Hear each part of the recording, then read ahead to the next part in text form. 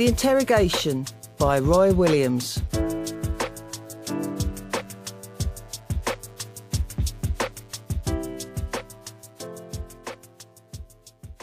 Boys like me.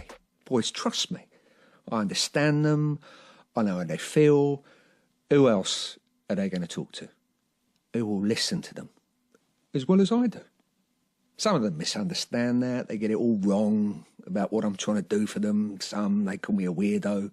They threaten to set their big brother onto me. Fair enough, but I would never harm them. That is not what I'm about. Never. Other boys are more sensible about it.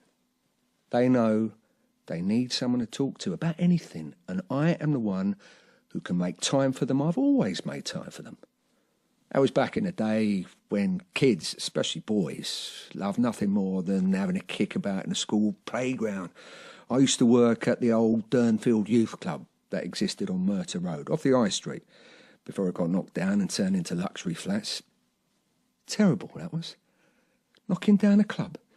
We had the best football team in the entire borough, the Durnfield Warriors. Where are the kids in the area supposed to go now? You tell me that. Anyhow, I digress. How I used to earn their trust was like this. We would take the boys for a run around in the park. You know, work them out before we played a game, warm them up. Then we stand them all in a line, like it is morning parade back in the army. Then you take turns picking each kid that you want on your side. You pick the best players first. Then you make do with whatever is left. 9 times out of 10, the last lads left are always the most troubled. Coming from an awful family life, something like that. His dad hits his mum, and him as well, stuff like that. And he's either ignored or bullied by the other boys. He will likely have 2 left feet.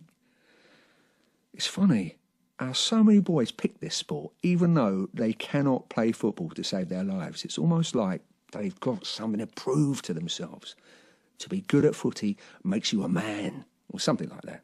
Anyway, I digress again. By then, I can always tell which boy needs the most help. It's about the way he stands and carries himself. I don't like to wait until he's last or something. That will really make him feel worse. If you wait until last, it will only show to him that you don't really like him and are only picking him out of pity or out of frustration. I would say 3rd or 4th from last. To them, that will mean you see something in them that no one else can.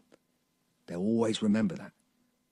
Years from now, I guarantee, one of them will say, "Do you remember when you picked me for your team? It meant a lot to me." Most of them will do that. Others will go to the police telling them all sorts of lies about you. You did this, you asked them to do that. Lies, of course, all lies. I loved them. I made time for them.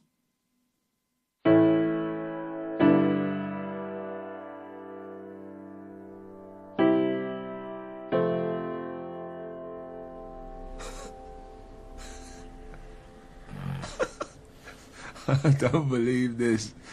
Is he nodding off? Oh, there's a first. Someone nodding off during an interview. Well, I'm not starting over. We have to be back in London by 4. Russ! Oi! Is my voice that boring or something, Sean? Well, I have been meaning to say, Max. What, for how long? The last 6 bleeding years? Oi! Come on, Russ, wake up! Blimey. He's really out. Oh, my word. Please don't tell me my snoring's that loud. And how exactly, Sean, how am I supposed to know that? Not you, I was saying that to myself. Well, Missy's giving you an earache about it, is she? Day and night, Max. Every night she says I snore. Every night I sound like a foghorn, whatever that is. Foghorn? A foghorn is a device that uses sound to warn vehicles of navigational hazards, like rocky coastlines or boats, of the presence of other vessels in foggy conditions. You've been reading Wikipedia again, Max. Anyhow, she could talk. Talk? She knows I'm a light sleeper, but every night she gets out of bed going to the loo to be sick. Well, it sounds serious. I tell her to go to the doctor, but she won't be told. And I'm finding burger wrappers in the bin. She's stuffing her face with junk food. Kind of crap you used to eat. Oi. Well, she's putting on some serious timber, Max. I don't know what it is. What? What's so funny? Tell me. Nothing, son. There's always something with you. Out with it.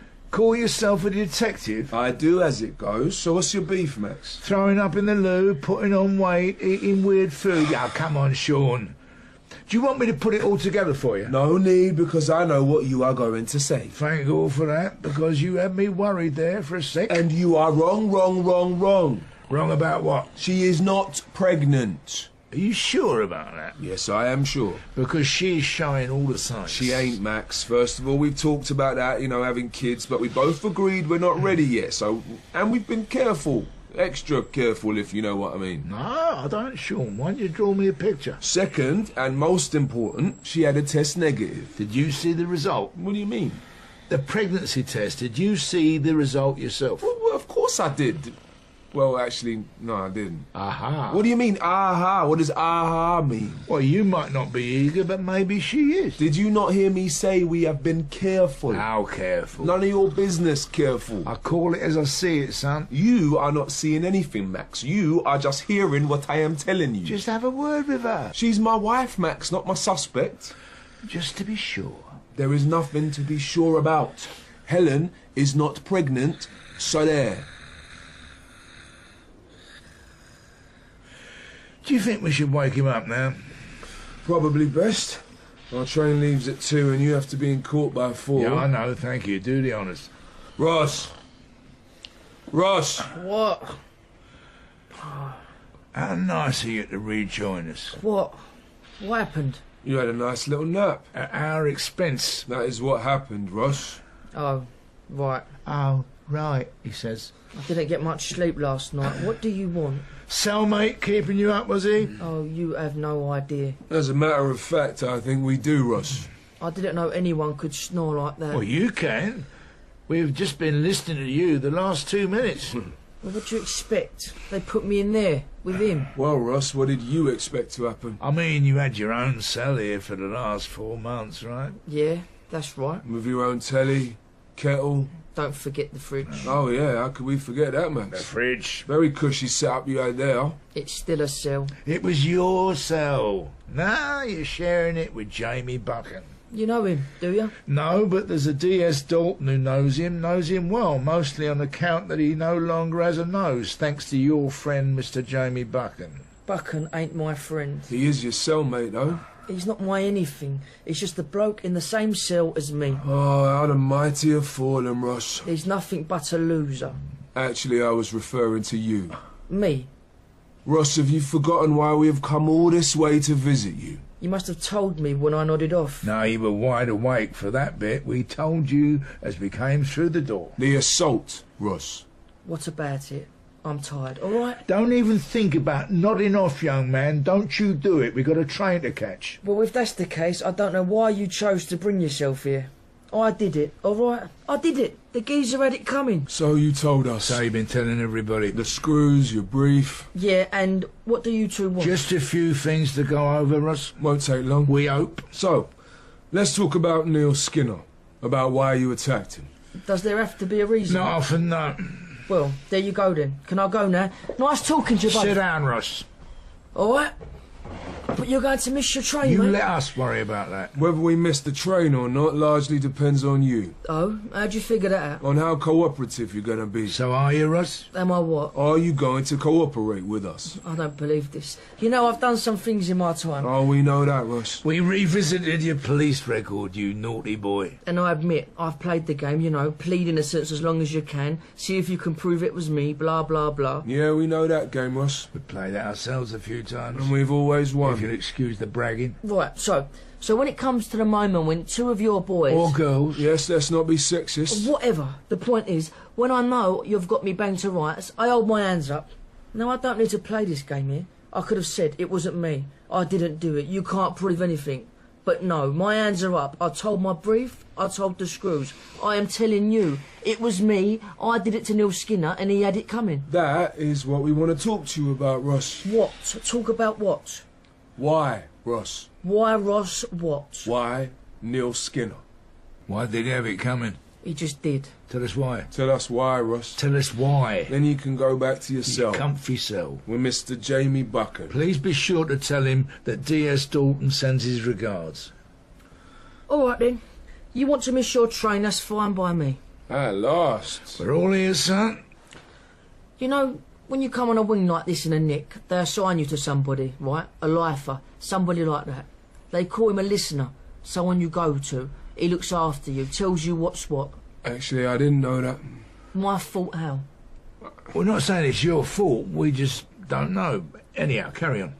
Right, so it's all about your first day in here, how impressions can, how sometimes your first day is the most important day. You got all this from your listener. Not exactly. What exactly does that mean, Ross? And be exact. Is that a joke? Hello, just get on with it, please. I've got my listener telling me what's what. Then you get an unofficial listener. He tells you things, proper things, that official listeners can't. Such as... What did he tell you? It's more like he showed me. Showed you. What did he show you, Ross? He took my egg. He took you what? He took your egg. My boiled egg, my first morning. When we came down for breakfast, I was 2 places in front of him in the queue. I happened to get served the last egg. I was on my way up the stairs to my cell when he brushes past me. Your listener? My unofficial listener. Unofficial listener's name. Not a chance. I'm not telling you his name, no way. All right, but it may help to verify his story. I'm not doing it. Suit yourself. Your listener. Unofficial listener. Your unofficial listener brushed past you on the stairwell. Yeah. And then what? He swiped it. Swiped it. Right off my tray. Your egg. My boiled egg. Well, he took it. Your unofficial listener. That's right. Why did he do that? To teach me a lesson. Which is? That he is a wolf and I am a sheep. He saw something that I had that he wanted. Your boiled egg. And I couldn't do anything about it. Later on, before lights out, he pays a visit to my cell. Oh, yeah, your comfy one-room cell. With a telly. Is it digital, your telly? Yeah. Why? Just asking. It's nice. To have a digital telly? Well, it was nice till they slung me in the ear with Buchan. I don't even have digital on. You're lying. Excuse me? Yes, you do. You all do. Everyone has digital now. They switched off the analogue system years ago. Don't you remember, old man? My mistake. You should have said you do not have HD, or Sky Sports even. Do you? Yeah, well, I did. Well, thank you. I will keep that in mind for next time. So, back to your unofficial listener. Right. He paid you a visit. What did he say to you? Did he give you back your egg? No, he ate that. I didn't think he was going to keep it. So why ask then? It's like a rhetorical question, Russ. He likes to ask them. I don't even know what that means. Well, no need to trouble yourself with that. Tell us about your unofficial listener. What did he say to you? That there were 2 kinds of inmates in this nick, wolves or sheep. And I needed to decide very quickly which one I wanted to be. Let me guess, Ross, you chose to be a wolf? I'm not having people walking over me, stealing my boiled eggs for the next 2.5 that I'm here for. I'll tell you that for free. I ain't no sheep. No, Ross, you are someone who's been wanting to come in here for quite some time. I've never seen so many suspended sentences and let-offs. It's like you wanted to come to prison. And here you are. It's no way to live, son. What happened to you? Sorry? What happened to Russ? You stayed at school until you were 18? 4 A-levels, A's and B's? You could get into university with that. Something must have happened. Care to tell us? Russ? No. Sorry, none of our business. I mean, there's nothing to tell. As you wish, son. So, anyway, back to your unofficial listener. He told you had a choice. Between a wolf and a sheep. And you chose to be a wolf. That's right. So what does that entail, Russ? You know what? No, we don't. Oh, come on. Well, come on, what? Well, Well, what? it's not that hard to put together now, is it? Well, if it's not that hard, why don't you tell us? In your own words. It's in my statement that I gave to the screws. I mean, what is this? We just want to hear it first, Russ. From you. From the top, well, not quite from the top. You can start with how you went out to prove you were a wolf. And not a sheep. It was the way everyone on the wing was looking at me when he took my egg. That they knew how to play me. My unofficial listener suggested that I have to show everyone that I mean business. That no one messes with me whilst I'm inside. No one. Is this where Neil Skinner comes in, Ross? You know it does. Well, tell us then. Derek said... Derek, who's Derek? No one. No one. Just forget it. That wouldn't be the name of your listener, Russ. Unofficial listener, Sean. Yeah, of course, unofficial listener. Ross, Sean asked you a question. Russ, hello. No, it ain't. Come on, son, do you think we don't know that it is Derek Chapman who is your unofficial listener? We know all about Derek Chapman, Ross. We are the coppers who put him in here. I'm very happy we are about it as well. So why are you asking about him? We're not asking about him. We are asking about you. And Neil Skinner. Tell us about him. About what you did. I didn't mean to. What? To do it. Well, that is interesting. That you didn't mean to do it? Didn't mean to do what, Ross? Oh, come on, you know what I did. Tell us. Tell us again. My unofficial listener, Derek, said I should choose someone on the wings. Preferably someone who's made a name for himself, who can handle himself. See, that way, I top them. No one is going to want to take me on. But it cannot be a fight. I couldn't challenge him to a fight. If I did that and I win, well, then I just open the doors to another inmate who might want to fancy his chances with me. And if he beats me in a ruck, well, I'm back to square one, aren't I? Yeah, I can see your dilemma, Ross. So, what did you do? Or more to the point, what did Derek recommend you to do? To go full psycho on whoever I picked. Make it bad. Whatever I chose to do to him, it's got to be a shocker. A right shocker. The screws need to believe you're an hard case. Because if the screws believe it, the inmates will as well. A short spell in solitary, I'll be back in the wings, and no inmate will want to ruck with me for the next 2.5. I dare say they wouldn't, Ross. I dare say they wouldn't at all. I mean, who would want to have boiled water thrown over their head, no matter how hard they are? Don't forget the sugar that was stirred in the water, Oh, Max. yes, how could I forget that? That was a nice touch. Derek's idea? Yes. Thought as much. Oh, real piece of work, that, Derek. The screws said you could hear his screams 3 wings away. I bet they could. I can still hear them He screams. in my ears ringing. It won't go away like, what do you call it? Tinnitus. Yeah, like that. Just like that. Well, look on the bright side, Ross. The bright side. Yeah. You got what you wanted. To be a wolf. No one in this wing's gonna mess with you now. That's right. You're absolutely right, they won't. Not ever. Never mind a wing, I'd say the entire prison is going to hear about you. I would say that they have already, Max. A young kid who took out Neil Skinner. Don't mess with him. What is his name? Ross Norton? Yeah, don't mess with Ross Norton. Don't you dare mess with Ross He's Norton. untouchable, that Ross Norton. Oh, he's a nutter. He's untouchable. That Ross Norton. Are you two done? Ross, my boy, we haven't even started. All right, then, start. Thank you, Ross. We will. Just hurry up so I can get back to my cell. Yes, your cell with Jamie Buchan. Beats solitary, doesn't it? Anything is better than solitary. But it was worth it, though, surely. Now that you have a reputation as a hard man. As a nutter. Thanks to our friend, Mr. Derek Chapman. Yeah, it was worth it. Can we talk about your cell for a moment, please, Ross? What about my cell?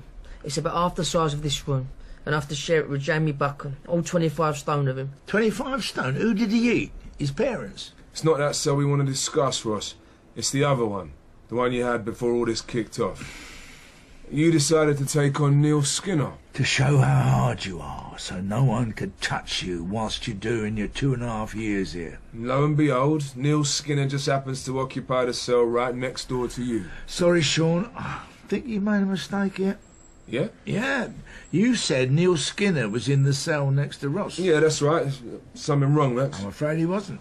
He wasn't? What? Are you sure about that? See for yourself. Neil Skinner was 2 cells away from Ross here, not 1. You're right, my mistake. That's not like me now, is it? Well, I wouldn't be too sure about that. Everyone's a critic, eh, Russ? If you say so. Just out of curiosity, who was in the cell next to our friend Russell? That would be Harry Sharp, Sean. Harry Sharp. That name rings a bell, eh, Max? It certainly does, Sean. What about him? Do you know him, Russ? No, I don't know him. Sorry, I just assumed that you did. Well, you assumed wrong, didn't you? No need to be like that, Russ. It was just a question. No, you may not know him, Ross, but he knows you. No, he doesn't. I'm afraid he does, son. He's on your wing. That does not mean he knows me. He knows nothing about me. He knows you attacked Neil Skinner, Ross. And you know that too because he was there. He saw you do it. That does not mean I know him. I think we have established that, Russ. I don't care about him. Calm down, son. I am calm. You say you don't care about him. I don't. He seems to care about you. Shut up. Russ, there's no need for that. Just shut up about him, all right? No, I won't shut up about him, Russ, and I strongly advise you to rein that temper of yours in. I'm just tired, all right? We understand. We'll try and speed this all up as much as we can, right, Sean? Always, Max. Now, as I was saying, Harry Sharp was the one nearest to Neil Skinner when you threw hot water over him. Saw the whole thing, your attack on Skinner? Yeah, and? You're confirming Harry Sharp was definitely there? He saw you throw water over Neil Skinner. Yes, and? According to Mr. Sharp's statement, you were showing immediate remorse for what you did to Skinner.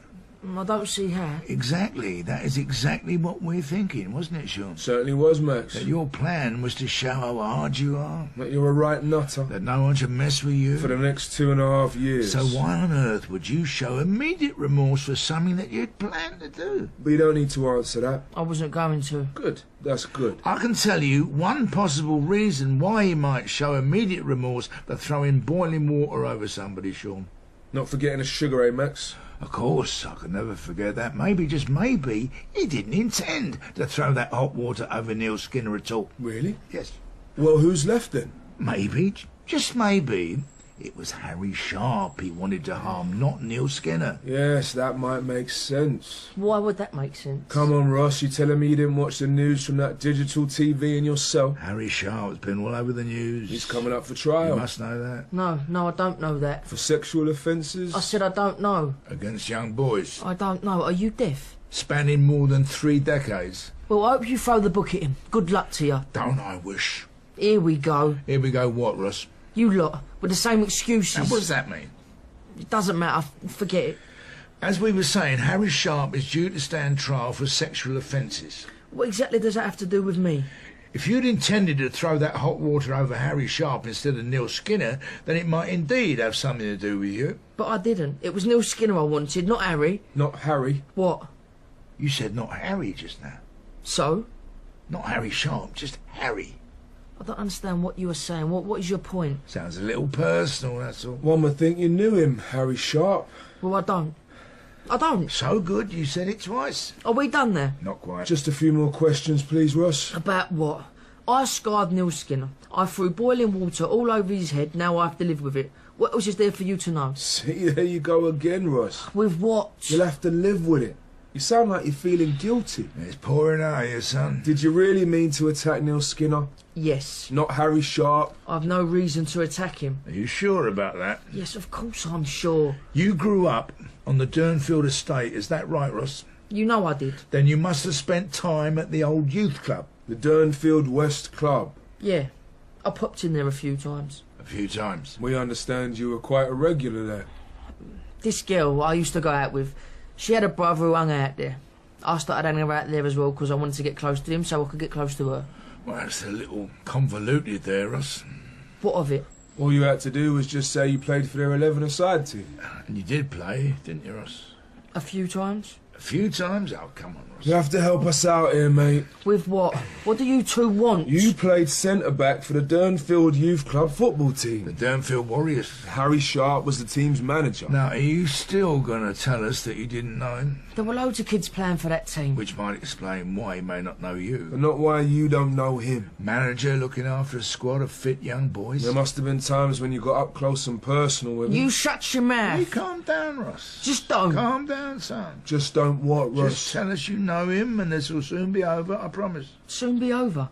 Are you having a laugh? Now, what do you mean by that? All right, yeah, I knew him. I knew Harry. From back in the day, I knew him. When you played on his team? That's right. Satisfied? Why didn't you say so before, Ross? You could have just told us. I didn't want to have anything to do with him. When did you get on with him? He's a dirty old perv. We meant before, Ross. Before you found out what he was doing. You do know what he was doing, don't you? I heard things What things? about him. Was he a good manager? He was all right, I suppose. We didn't speak all that much. Was that before or after you heard rumours about him? Before. Why before? Just before. Well, a little convenient, that. Well, it is what it is, isn't it? What about your brother, Ross? What? Your younger brother? Kevin, right? I know who he is. What about him? He played for the team as well, didn't he? Durnfield Warriors. Until quite recently. Just dropped out, no explanation. Any idea, Ross? You know what kids are like. Well, indeed we do. We thought you might have a little insight considering you're a bit of a kid yourself. Kid, I'm 23. Ross, I've dealt with 33-year-olds who are still throwing their toys out of the pram. So, little Kevin dropped out of the team, you dropped out of school. What happened? Do you want to tell us what happened? I couldn't get away fast enough. Ask all the boys. We all stopped when we heard. That was 11 years ago, Ross. Kevin only stopped playing for the team a couple of years ago. So why didn't you warn him? Why didn't you warn your brother about Harry? He didn't do anything to Kevin. Well, that's not what we asked. Why didn't you warn him? All right, what do you want? Just tell me, what do you want from me? We want your help, Ross. We want to put Harry Sharp away. He is away, he's banged up in here. And we want to make sure he stays banged up. Well, go for it then, don't involve me. Are you already involved? That hot water was meant for him, wasn't it? Why should I tell you? Because it won't make any difference. You'll be found guilty and your conviction will be added to your current sentence. You were never here about the assault on Skinner, were you? No, Ross, we won't. We are here for him. We want Harry Sharp. Do you really think you're going to get him this time? With your help, we might. The water was for Harry, wasn't it? Come on, you can at least tell us that much. Yeah, it was for him. First day I came here, I saw him, going into his cell. They only put me in the next cell along. I was right next to him. I wanted to be sick. I wanted him to suffer, all right? I wanted him to feel pain. The walls of paper in here. I could hear him talk. I could hear him breathe. I could hear the screws unlocking his cell, letting him out. I heard his voice as he stepped out. It was now or never. I didn't know Skinner was there, in front of him, walking ahead of him. I didn't know. What I said about Derek was true and I was going to do it, but... But what, Ross? Sharp? You couldn't stop thinking about Sharp. That's right. It was him you wanted to hurt. You have no idea how bad. We know. We believe you, Ross. But we still need your help. What? Do you want me to testify? Yes. Something like that. Testify about what? About what he did to you. He didn't do anything to me. Oh, Ross, come on, son. He didn't. Right, you wanted to throw hot water all over him for the fun of it. That is pretty extreme, Ross. You must have had a reason to want to do that. Maybe it was Kevin. Leave him out of it. Answer the question. Why are you asking me? You seem to know already. That's where you're wrong, son. We don't know anything. We suspect. We have strong suspicions, strong feelings about something. But we never know. We never do know until people like yourselves tell us. And of course what we want them to tell us is the truth. So how about it, Ross? Why don't you tell us the truth about Harry? You tell me something first. He's in here on remand because he's done something, right? Right? He's done it again, right, hasn't he? You know we cannot answer that. You don't have to. You already have. What gets me is that you're still worried he'll get off. Or else you wouldn't be here. Something's wrong. Something's going down and that bastard's going to walk, isn't he? For what he did. For what he did, Ross? Tell us what he did. What did he do to you? He didn't do anything to me. Ross, come on. I didn't think it was wrong, all right? There was nothing wrong with what he was doing. Nothing wrong. I liked it. I liked being with him. How sick is that, eh? You're not the one who is sick, son. Tell my old man that. You told your father. I thought you felt there was nothing wrong. At first. But there were some things I didn't like. I'm not telling you what they were. You don't have to. It's all right, son. I told my dad. What did he say? You obviously have not met my dad. He's not clever with words, but when it comes to hitting women and kids, he's got a PhD. He didn't believe you. What, Harry? He's old mate. He's drinking, buddy. What's the matter with you, boy? You sick in the head or something? He warned me never to breathe a word to anybody about Harry. Harry Sharp. One of the boys. One of the lads. Does he look like a nonce? Then you start to agree. Yes, it's Harry. He don't mean no harm. He's all right. Is that what you thought, Ross? No. No? No. Because there's nothing wrong with me. Not now, not then. Don't make me out to be something. What is that, Ross? You know. Tell us, Ross. Say it.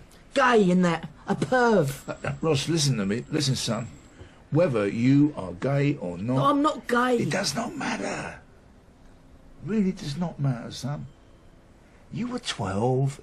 He was the adult. You did nothing wrong. But I did, though, didn't I? I did do something wrong. That's why you're here, isn't it?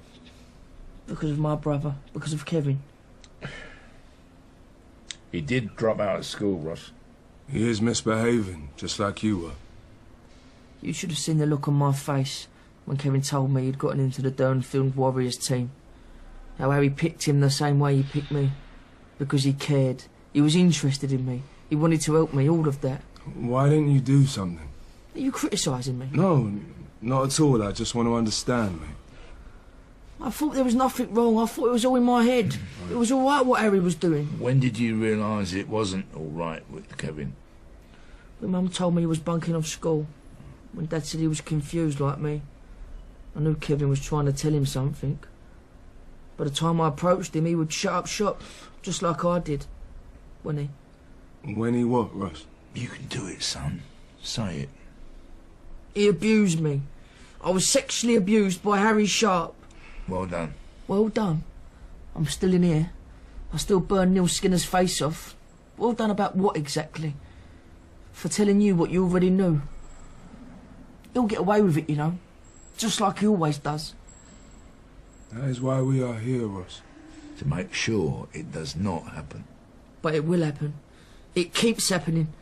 Dad didn't believe me. The coppers didn't believe the other kids. It's not that they didn't believe them. It's more likely they didn't have proof. You didn't believe what was happening to you, did you, Russ? Are you blaming me now? I think you know that I am not. If only Skinner wasn't there, Sharp would have paid by now, I'll guarantee it. Well, he didn't, but we can get him another way. If you agree to help us. It was a long time ago. Not for you, I think, eh, Russ? Well, I seem like it was yesterday. Who's going to believe me? We believe you. We can make a start there, yes? Tell him he's brave. Tell who? You want us to tell Kevin, your brother? No. Tell the kid who's obviously gone to the police about what Harry's done. This is why you're here, because he did what I never did. Or my brother, he reported it. Now you found out about the others. You don't have to tell me his name. Well, you're right. He is brave. And we will tell him. How old is he? He's 14 years of age, Russ. They shut the Durnfield Club down, didn't they? A couple of years back. He's reporting on an incident that occurred a year ago. An incident. I love how you put that.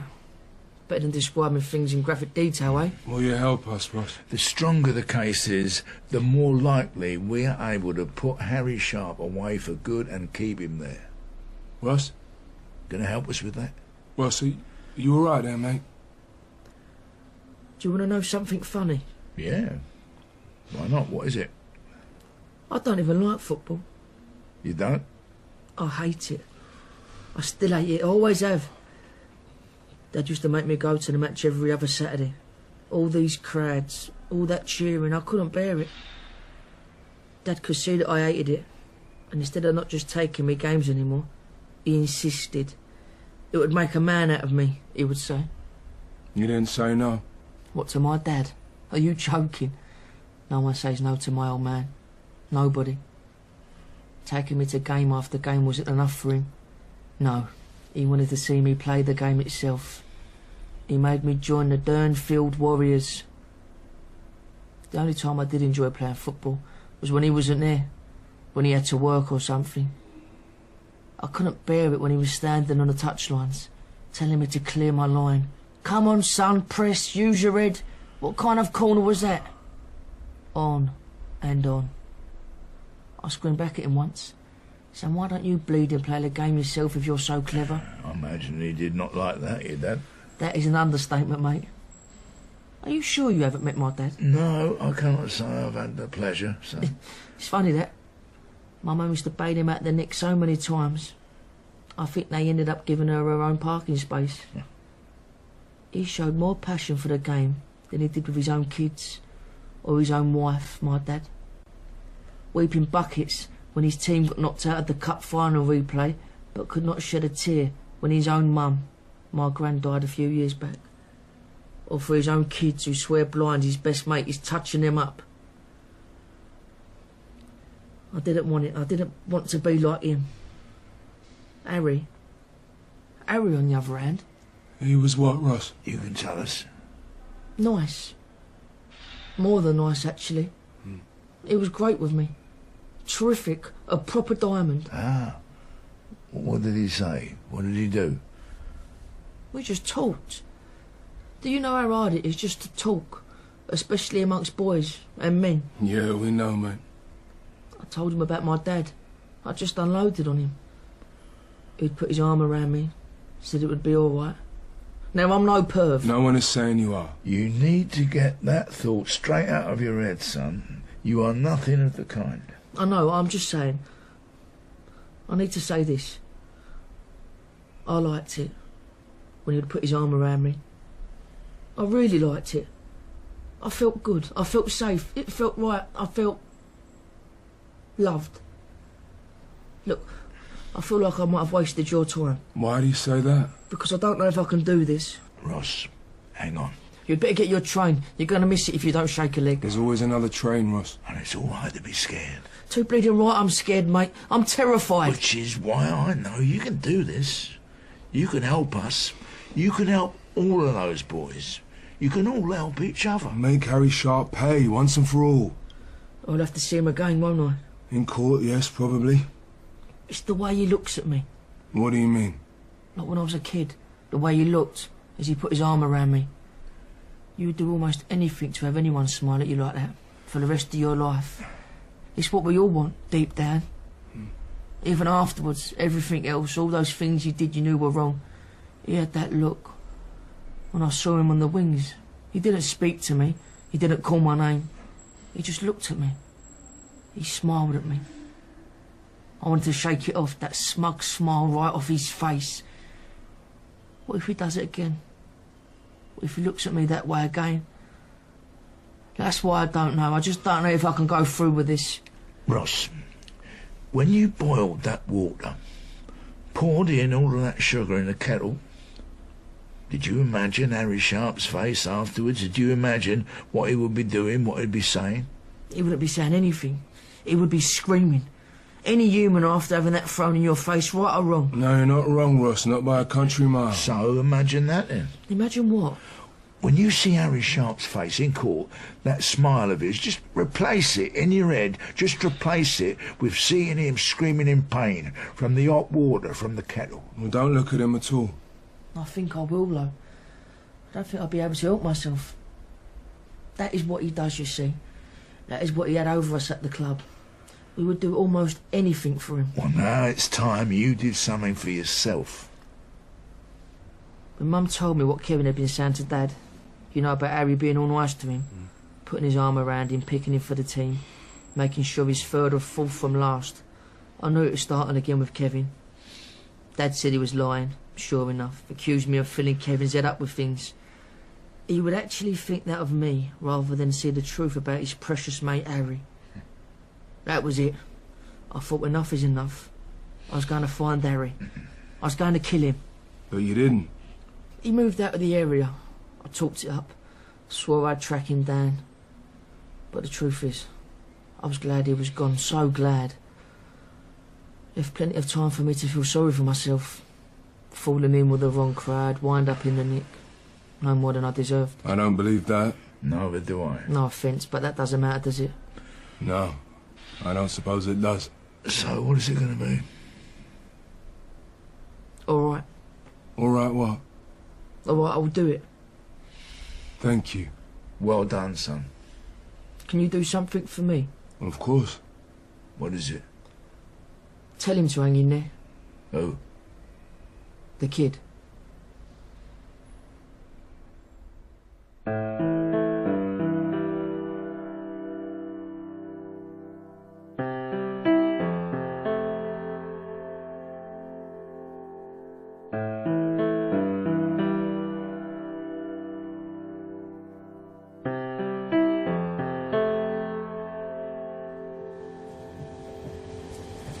No, I'm not angry. Why would I be angry? I mean, come on.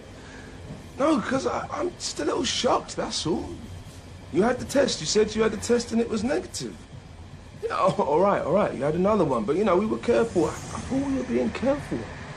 Well, it should always work. If it doesn't, it should say so on the box, don't you think? Yes, of course I am happy. Look, you put your feet up. I'll cook dinner tonight, all right? Yeah. See you later, babe. Love you. It's all right, Sean. Oh, just leave me alone, will ya? I won't get all smug. Look, you are getting all smug on me right now, and you know it. I won't even say I told you so. Yeah, keep them coming. How many weeks is she pregnant in? About 7 weeks. I still don't get it. We were careful, man. Well, not that careful, it would seem. Oh, don't you start. I'm gonna be a dad, Max. Yes, Sean, I heard. I don't believe it. Heard that as well. I mean, I'm gonna be a dad. So good you said it twice. I'm gonna be a dad. No, I know. I have been there.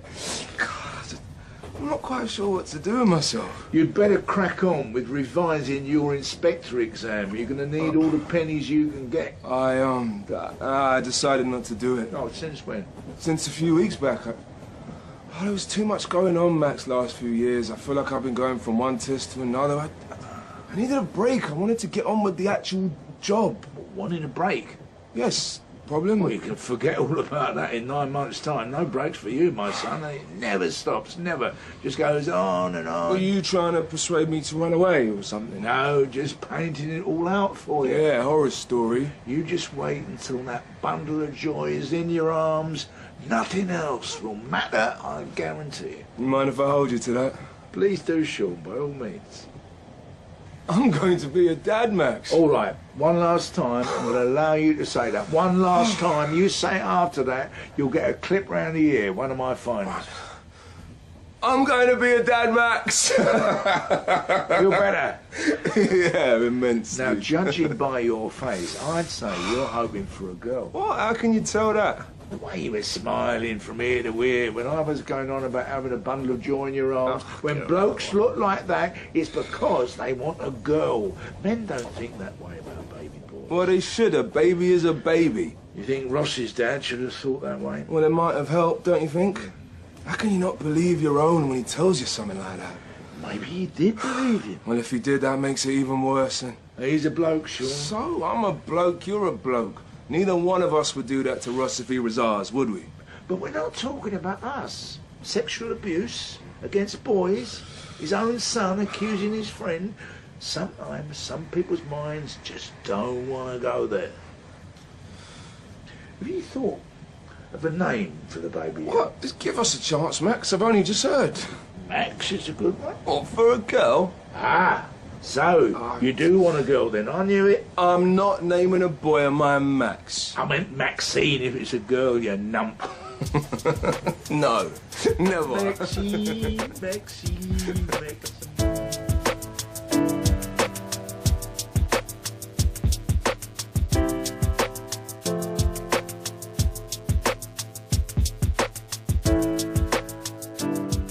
In The Interrogation by Roy Williams, Max was played by Kenneth Cranham and Sean by Alex Lanipekun.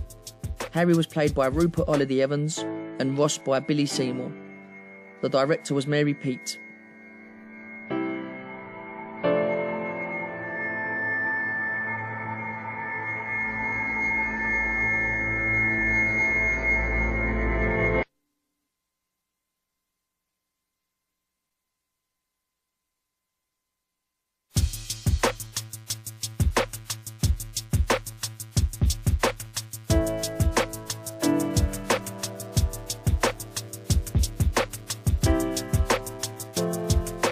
The Interrogation by Roy Williams.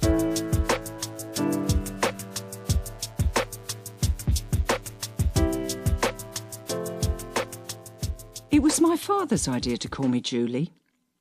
Back when he was young in the 50s and 60s, he had an enormous crush on the actress Julie Christie. It was how he met my mother. At a party, he saw her from across the room and told his friend she was a dead ringer for Julie Christie and decided right there and then he was going to marry her. 2 years later, that became true. Another 2 years went by before I came along. It wasn't hard to guess for anyone who knew my father that he was going to name me Julie. My mother, of course, was having none of it. I could see her point. A man naming his newborn daughter after a film star that he spent months lusting over. In any semblance, that just didn't feel right. So Mother named me Celia, after her mother. Dad nodded his head in agreement. He would do as he was told. But as soon as he got out of the hospital, he hightailed it to the nearest register office and had me named as Julie. Mum was furious with him, threatened to divorce him if he did not change it back. When she saw how much it cost to register a child, she backed off, but swore she would reverse this as soon as she saved up enough money. Mum saved her money, but she never got around to changing my name, so Julie stuck. I did not know any of this until I was about 16. Not that it mattered. Mum and Dad's so-called marriage ended a long time ago. Mum could not look like a young Julie Christie forever, could she? By the time I was taking my O-levels at school, Dad had moved on from Julie Christie to younger replacements like Helen Mirren, Bo Derrick, whoever the latest Bond girl was. But like my birth, they realised how expensive divorce was, so they decided to stay together for the sake of the kids. That was when I decided I was never going to be like them. I did not know it then, but already my decision was being threatened. When my parents took me out to dinner, it was a welcome home present after I'd spent the last 8 months travelling through Thailand and East Asia. Jack was the waiter who was serving us, and also could not keep his eyes off me.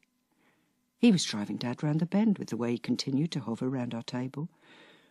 Finally, as we were about to leave, I decided to put the poor boy out of his misery and gave him my phone number. I do not think I have ever seen someone smile so broadly.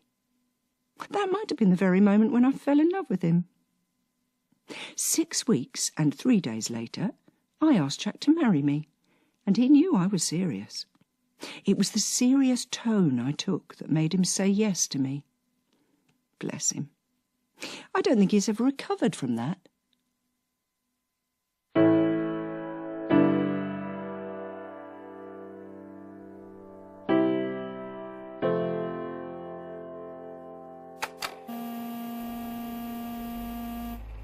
For the benefit of the tape, please say your name.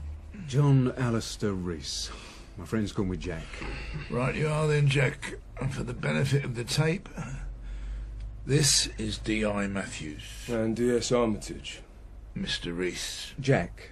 Call me Jack. It is my duty to inform you are entitled to a solicitor. I do not need one. Let me finish, please. Sorry. It's my duty to inform you that you are entitled to a solicitor. This is just ridiculous. It might be best if you just let him finish, mate. I'm just saying. Well, just let him say this, you can say yours, and then we can all go home, yeah? Very well. Please, carry on. It is my duty to inform you you are entitled to a solicitor. If you cannot afford one, one will be appointed to you. I understand. Do you wish to have a solicitor present? No. Are you waiving your right to a solicitor, Mr. Rees? Jack, are you still with us? Let's just get this over with. So you are waiving your right to a solicitor? Uh-huh. For the tape, please. Uh-huh. No, you need to say yes or no. I know that. I just said yes. No, you didn't. For clarity, please, for the tape, are you waiving your right to have a solicitor present? Yes, I waive my right to a solicitor. All right, but be advised you are entitled to... For God's sake. ...to ask for a solicitor any time during this interview. Do you have to say that every time? Yes, I do. We all do. Well then, lucky you then. Thank you, Jack. But it seems a little pointless, don't you think? Why is that, Mr. Rees? Jack? Well, it's not like I'll be here for long, is it? Is that so? What makes you think that? Because of the crime. The crime? The crime that you've committed? Not exactly. Are you admitting to that offence now? Not in so many words. I'm just generalising. I'm trying to help you out. We appreciate that, Mr. Rees. We really do, Jack. And why are you doing that? Doing what, Jack? Mr. Rees. That? What are you doing right now? Which is what? You call me Mr. Rees. Yes. And you're calling me Jack. Sorry about that, we weren't aware of it. It won't happen again, Jack? Never again, Mr. Rees. Oh, yes, yes. Very funny. Is this your plan? What plan might that be? To unsettle me? Unsettle you? To get me to confess all of my sins? You have sins, Jack? Is there something you wish to confess? No, there isn't. Well, that's all right then. Perfectly all right. As I told your colleagues, as I tried to explain, this has all been one silly mistake. Why don't you talk us through it, then? Please tell us what happened. But you know what happened, surely? We know what the security guard said happened. Now we just want to hear it from you. He told you? Told us what? That security guard, he told you what happened? Yes. Is that a problem for you? What this security guard told us? A Mr. Jude Akimbola. Well, I don't know his name. We didn't get that personal, but that definitely sounds like him. And why would that be? Oh, come on, you know. No, I don't know. Do you know, Sean? No idea, Max. Why don't you tell us, Mr. Rees? Back to calling me that, are you? We're waiting. Jack? The name you read out. Yes, Mr... Jude Akimbola. What about him? Well, it's an African name. Is it? He looks African. Who does? The man who accosted me, who I accosted back. Accosted? Is that a polite word for it, Jack? For what? Assault. If you like. I just did not want to get the poor man into any further trouble. That's very good of you, Mr. Reese, but we would appreciate it if you just stick to the facts for now. All right, then. The man who assaulted me was black. He looked, as well as sounded, African. Also, given that his name was Jude Akinbola. It's pronounced Akinbola. Thank you. You are most welcome, Jack. By the way, Mr. Reese, Africa is a continent. I'm sorry? It is a continent, Africa, not a country. I'm aware of that. Good. Then you should also be aware it's impossible for someone to look African any more than it is for me to look European. Well, Right. I think what Max is trying to say, Jack, is that you need to be more specific. Africa, the continent, has about how many countries, Max? 54. Impressive. Yeah, he's good at stuff like that. And that is not including the list of sovereign states and dependent territories in Africa. All right, then. So, which country is this Jude Akinbola, Jude Akinbola. Yes, thank you once again. Which country is he from? We have no idea. Oh, no clue. We just thought it would be wise if you did not make assumptions. In case you've not realised, detectives, I am the victim here. Well, we shall see about that. You most certainly will. So, once again, you were in the store being accosted. Or assaulted. It was an honest mistake. Why was there a mistake? Yes, tell us, Jack. I've been trying to tell you. Our apologies, please. I was in the store doing some shopping. It had its spring sale on. Did it? Well, yes. Don't you shop in there? Not often, I have to admit. But there's a sale on. You know that, right? It's splattered all over the papers, as well as that annoying advert. Is that the one with the little dog trawling through the streets of London? Yeah, the puppy, the Dalmatian. It's my little granddaughter's favourite commercial, so no guessing what she wants for Christmas. So, Jack, you were in the store, there was a sale on. I was in the stationery department. Right. Actually, I was looking for the gift stall. This other African woman who works there directed me. Another African? I assume so. She had an accent. What accent? What? What accent did she have? What African accent did she have? Well, Sierra Leone, Gambian, Ugandan. How on earth am I supposed to know? Then perhaps you should refrain from saying African. I told you, Jack, he's good at this stuff. I see. So this woman, from which country she comes, I do not know, pointed me in the direction towards stationery when I asked where the gift shop was. Well, I take it you found it eventually. Yes. I was looking for a gift for my younger brother. Your brother? Yes, he's just turned 40. Just turned 40. Yes, that's right. Why? So it was a belated gift. I don't see how that helps. Well, I'm just adding some colour to it, Mr. Reese. Your brother has just turned 40, which, of course, is a landmark year for almost anyone. It sounds to me like you had forgotten to buy him a present, which makes it a belated present. I still don't see. You were in a hurry. Well, perhaps you felt guilty. Either way, you were stressed out. Maybe that's why things went down the way they did. I was not stressed. I perfectly had my wits about me. So, what was it, Mr. Reese? Why did things kick off the way they did? For the life of me, I do not know. I can assure you. I think you do know. Why don't you tell us? All right, as I was saying, I was in the gift shop. Looking for a belated present for your brother. If that's how you want to put it, then yes. Sorry, but we're not all perfect. I completely forgot that it was my brother's birthday. So you were stressed? No, I just wanted to find something for him and go. And did you? Did you find something for your brother, Jack? No, No. I didn't. You sure about that, Mr. Reese? Yes, I mean... I think you need to finish that sentence, Mr. Reese. You mean what, Jack? Tell us, please. I found a wallet. In fact, I had found a lot of wallets. Moleskin.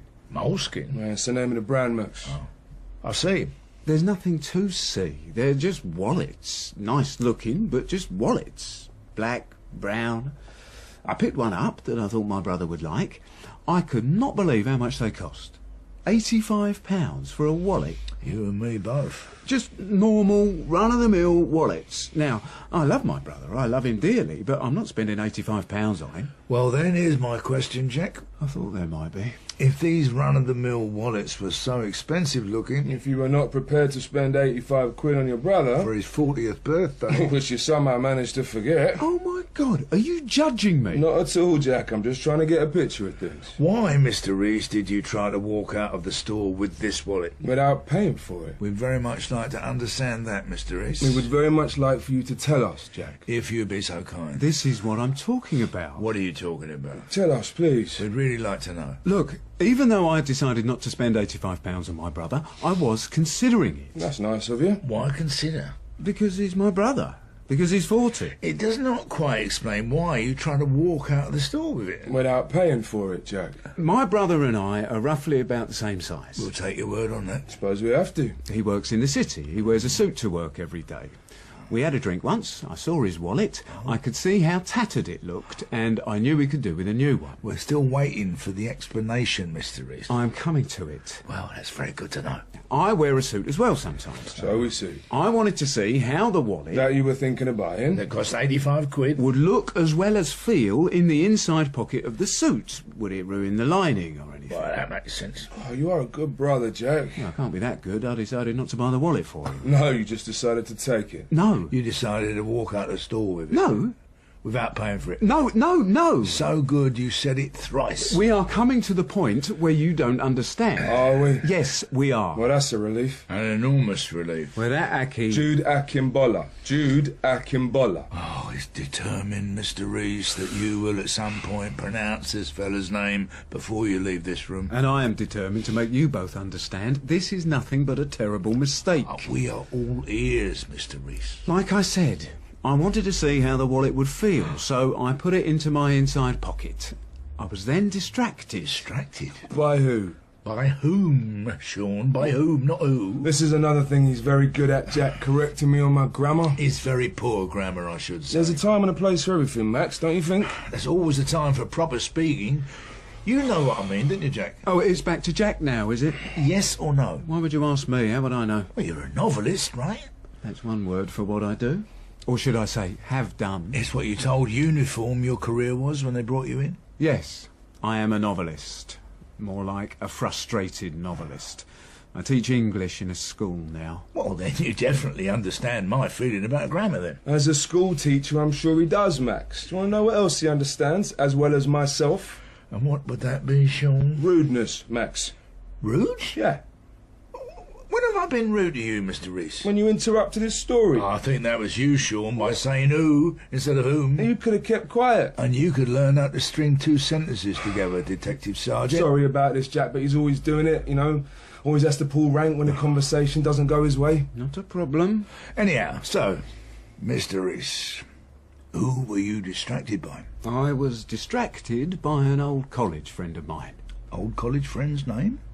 Do I have to? After what? Give their name? Yes. Well, why would that bother you if they can help you, Jack? It's complicated. I suggest you uncomplicate it. I don't have to, do I? It will have to be a yes on that. Why? Why must it be a yes? May I remind you, you are under arrest, Mr. Reese. It's nothing. Then there's no reason not to tell us, is there? Naomi. Her name is Naomi Taylor. She and I, we had a thing once at college. A thing? Yes, you know. Yes, Mr. Reese, I do know. Just looking for clarification. I haven't seen her for years, but she hadn't aged a day. It was good to see her. We had a chat, a good about 10 minutes worth catching up on things. Did you tell her you were married? No, Why's that? just didn't come up. Did you make plans to see her again, Jack?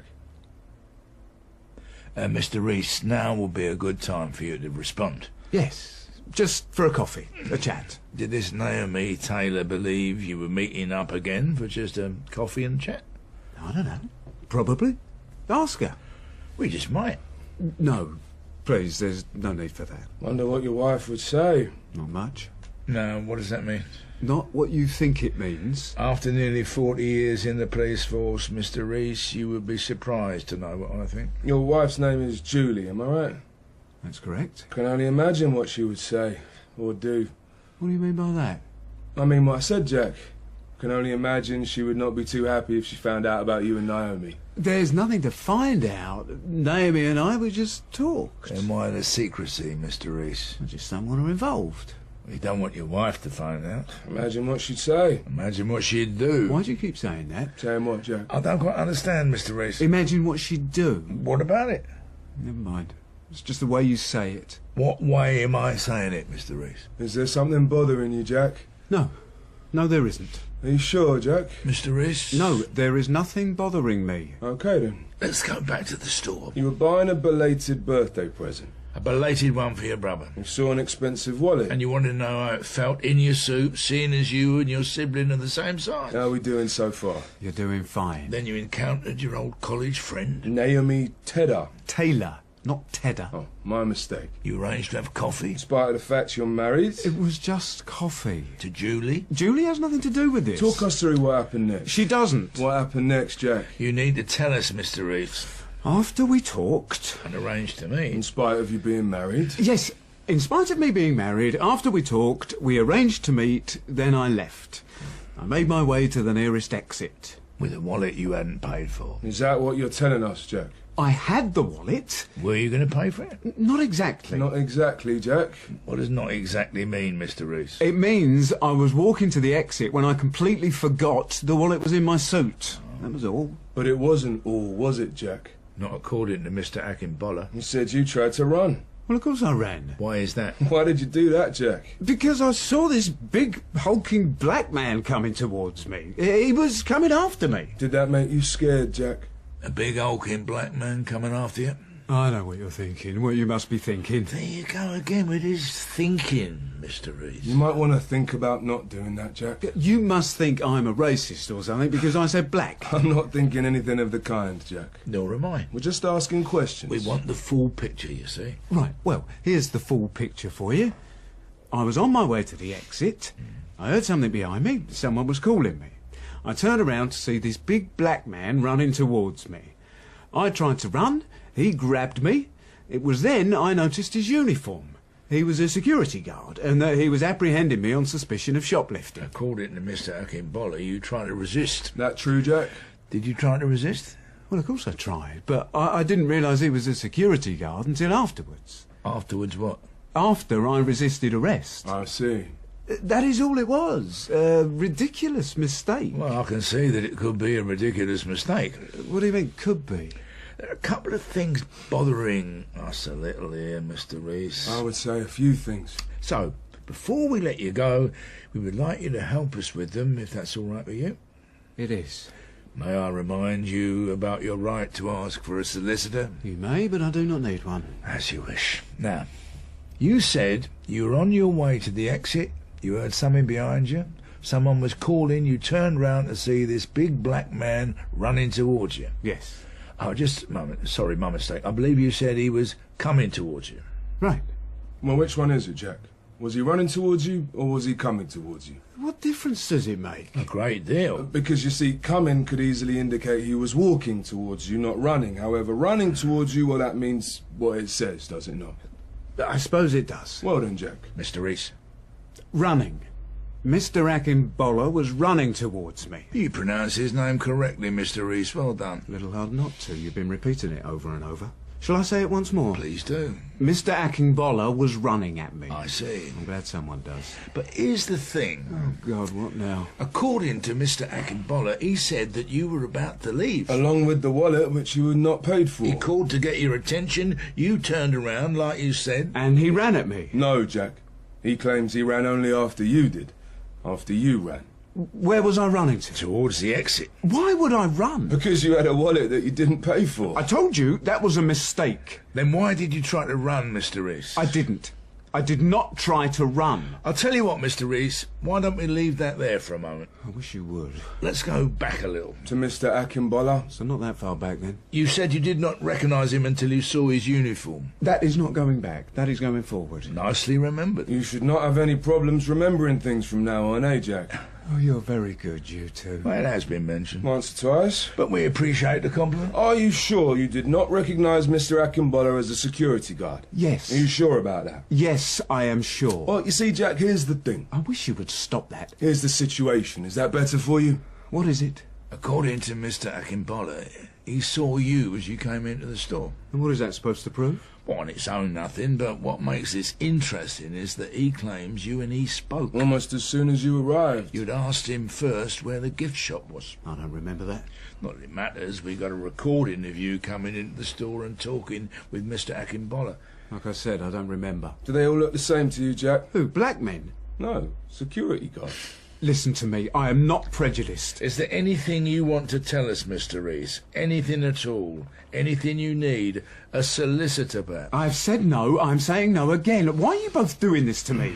A silly case of shoplifting. Why on earth the two of you are wasting your time on? It's beyond me. A silly case of shoplifting, you say? So, you are admitting it. Jack. Mr. Reese. You said you have a recording of me coming into the store, asking that man, the security guard. Mr. Akinbola, don't tell me you've forgotten how to say his name already. Then surely you have the recording of the incident, of me trying to get away. So, you admit you tried to get away? You were shoplifting, weren't you, Jack? What does it matter? It matters a great deal. To us? And to the store. You know what happened. You knew what happened, so why are you really doing this? Why are you asking me all these questions? Yes, Jack, why? You called me Jack again. Why do you think we are asking? Why do you think you were really here? I don't know. I think you do. Is your wife at home, Jack? No, she'll be at work. But she'll be on her way home soon, though. Sometimes she works late. But sometimes she doesn't. Sometimes. Well, let's give her a call. No sense letting her worry. No. No, Jack? Please, no. Why don't you want us to call her, Jack? Because I'll never hear the end of it. You will never hear the end of it. But this is nothing but a terrible mistake. Won't she understand? No. Because you will never hear the end of it? Yes. I'm going to make a guess here, Jack. Have you ever done anything like this before? Done what before? Shoplifting, Jack. Stop it! Stop what? Just stop it! What, Jack? You know what? What do I know, Jack? What is it? What you said. What I said? Shoplifting. Thank you. Thank you? You're thanking me? Because we are almost there. Almost there? Almost where? What? You had every intention of stealing that wallet, didn't you, Jack? Or should I say you had every intention of stealing something? You couldn't help yourself. It's like a compulsion. A cry for help. Or to cover up something else. I wonder which one it is. Would you care to share the answer, Jack? If you want me to plead guilty to shoplifting, I will. Just let me go. That is it? Yes, that is it. You don't want our help? How can you help me? Why didn't you let us try? Don't make me laugh. Don't make yourselves laugh. Now, why would you say something like that, Jack? Because I've seen and heard it all before. Yes, we know you have. The shoplifting, that is. Now, according to your file here... So I have a file now? Oh, yes, you do. 1 month ago, you were caught trying to walk out on Waterstones with 3 books. One of the staff members confronted you by the exit door and called the police. That sounds awfully familiar. What of it? Glad you asked.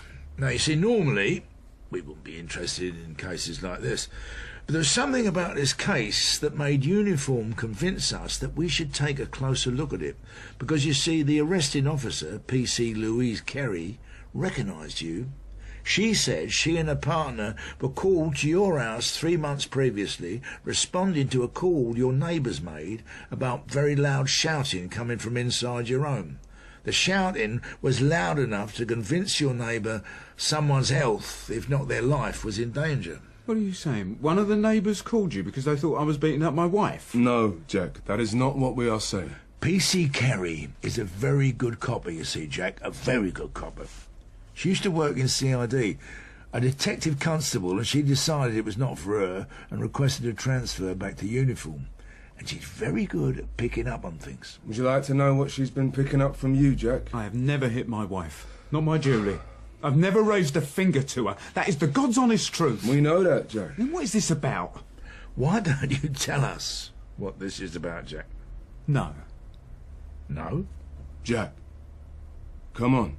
No, I don't know what you're talking about. Well, then allow us to clear it up for you. After the meeting with you and your wife, Julie?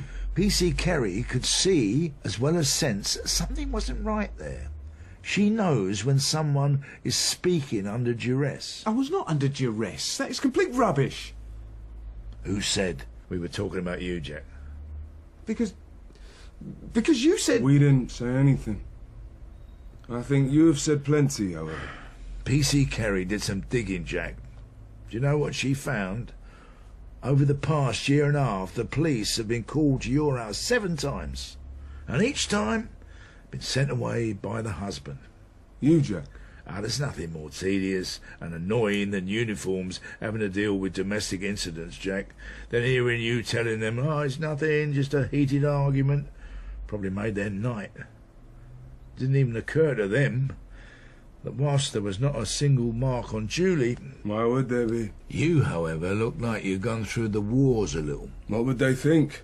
What are they supposed to think? The wife was doing the husband over for a change? Don't what, Jack? Don't laugh. Why's that? Why shouldn't he laugh, Jack? Because it's not funny.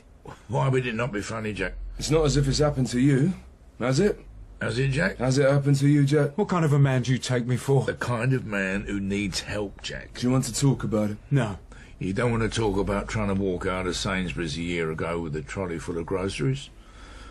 Did you not want to talk about it then? And when you walked out of Boots with 2 bottles of shampoo a couple months ago, did you not want to talk about it then? Or was it Morrison's? Or was it Tesco's? Or was it when you took those DVDs from HMV?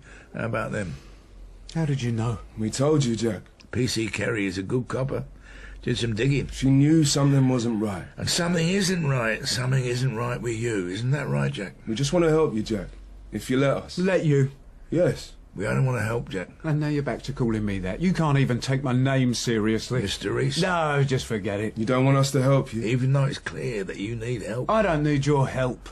And I'm not going to help you. Now, what does that mean? You know it. You're thinking it. You both are. Thinking what? Knowing what, Jack? I am not going to help you laugh at me. Laugh at you? Who's laughing at you, Jack? All of you. All of us? The police? Is that what you mean, Jack? Yes, that is what I mean. Every one of you who has come to our home wanting to know what the fighting was about. Yes, they came in serious, eager to beat my head in with their truncheons when they all thought it was me going at it with Julie. But when they realised, when it all comes together for them, I see it. I see their mood change. I see their lips quiver like it's taken everything in them not to burst out laughing right there and then. Well, that's bad enough, but then the looks come. That ashamed look. They look me up and down, and you don't need to be a mind reader to know what they're thinking.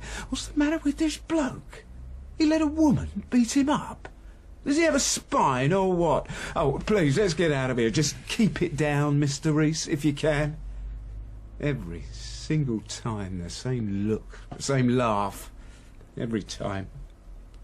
Well? Well? Well, what, Jack? What is it you think we should be saying, Jack? Not saying, doing. Come on, laugh at me. Laugh at me like your colleagues. Tell me to pull myself together. We're not going to do that, Jack. Has your wife been assaulting you, Jack?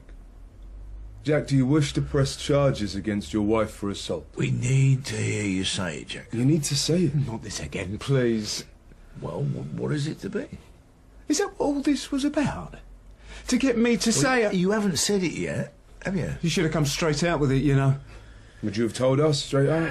Can you at least tell us how long this has been happening? So you can laugh at me. We are not laughing at you, Jack. PC Kerry wasn't laughing at you. She told us something wasn't right. She could sense it. Too long. I'm sorry? What was that? Can you repeat that, Jack, what you just said? I said it was too long. What was too long? The assaults made by your wife against yourself, is that what you mean? Is that what you meant, Jack? It was too long, but it felt like it was a short time, though... I don't know. This is not exactly where I saw myself 20 years ago. Where was that? Where did you see yourself? A house. 2 up, 2 down. Couple of kids. Living the simple life. Is that too much to ask? No, it isn't. I grew up on an estate. You could say I spent my formative years there. Yes, me as well. I wanted a house. I wanted kids. I wanted Julie. Why didn't you tell us about her? It's not her fault, you know. I want to make that clear. Tell us. Tell us how it is not Julie's fault, Jack. Did you know she travelled round the world once? All by herself, when she was 18. Impressive. Impressive? That hardly does justice to what she did. Impressive? Bloody amazing, I would say. She wanted to travel. She wanted to see the world, get it all out of her way before university, before she earns her 5-figure salary, before she has a family. She seems quite certain in knowing what she wants. You have no idea. She always knows. She knew within an hour of meeting me that I was the one she was going to marry. Whatever Julie wants, Julie gets. And if she doesn't, What happens then, Jack? What happens if Julie does not get what she wants? does she hurt you, Jack? Is that what she does when she can't get what she wants? What was it that she couldn't get from you that you couldn't give her? Security, a home, take your pick. What about children? Do you have kids, Jack? No, that did not work out for us. As well as security and a home? Maybe you didn't try hard enough. Here it comes. Here comes what, Jack? That judgmental tone, I know where it comes from. All right, where do you think it comes from, Jack? From us, men. The dominant species of this planet, if you believe that crap. Julie came from a good family. She had a good career. No one is disputing that, Jack. Your partner is. He's disputing something. I am not disputing anything, Jack. I'm just asking questions. Could you have tried harder? I did try. I tried so hard. 10 hours a day writing. That was me. There were times you could not pull me away from that desk. I gave my time. I gave almost everything. So what happened? Now, what do you think? Tell us. It was a disaster. Your books wouldn't sell, is that what you mean? Is that what you're trying to tell us? My books would not be published. I have 4 manuscripts at home. 4. 2,000 pieces of paper just sitting there at home doing nothing. No, I take that back. They are doing something. They make wonderful doorstops whenever I'm vacuuming the floor. The world of a writer. It's a competitive market. I kept telling her. Kept telling her. Was she on at you a lot then, Jack? Was the pressure getting to you? Getting to her, you mean? Why? She was made redundant. Not once, but twice in 3 years. I see. Do you? I'm so glad. So, the pressure was getting to her. And to yourself, let's be fair. She wanted me to hurry up, get my book published, make $1 million. $1 million? It happens. It does happen, you know. Yes, we know it does. There's an old saying about being a writer. You can't make a living, but you can make a killing. Just not in your house, eh, Jack? Flat. We live in a flat, not a house. I see. A flat then. Do you both own it, this flat? We bought it, but it's under Julie's name. She owns the flat? Is that a smirk I see on your face, detective? Or is it pity? Oh, it is neither. You don't know me, Jack. But you think you know me? Oh, I think I'm beginning to. Yes, I bet. Is he the man of the house, or what? I'm not thinking that. Give it time, detective, give it time. So, with your wife made redundant and you struggling to sell your books... Novels, not books. I write fiction. Novels, then. Thing is, you both must have been strapped for cash at times. You have no idea. Tell us. So I can trust you? Lay my guts down, agree to pressing charges against my wife? Yes, to be frank. I appreciate your honesty. I do, really. But also, because I think you want to. You're not like the others. Shouldn't the two of you be out there on the streets somewhere, preventing real crime or something? I believe that is exactly what we are doing, Jack. You were strapped for cash, you and your wife. Yes. I wonder how she felt about that. Take a guess. She took it out on you. Did she, Jack? We took it out on each other. But you didn't hit her, did you? I would never. But perhaps I should have. I should have. Perhaps I should. Oh, it's no good thinking that way, Jack. I should have done what everyone is comfortable with. A husband knocking 7 shades out of his wife. Was she knocking 7 shades out of you, Jack? It's not her fault. What isn't her fault, Jack? She works. She works hard. I don't even know anyone who works harder. We believe you, Jack. Do you know she's been made redundant twice? Yeah, you already told us. I mean, it's not fair, is it? It's not fair. Of course it isn't fair. To be told you're not wanted anymore. Dumped on a scrap heap not once but twice. Who in their right mind think that was fair, Jack? Yeah, I kept telling her. Trying to tell her, more like. Of course you tried. You loved her, Jack. You're smart. You're intelligent. You'll get another job, I'm sure. Worst mistake.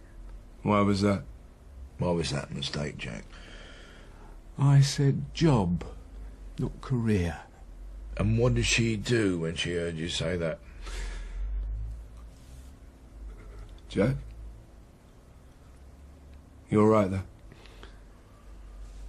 You know, I've never raised my hand to anyone in my entire life.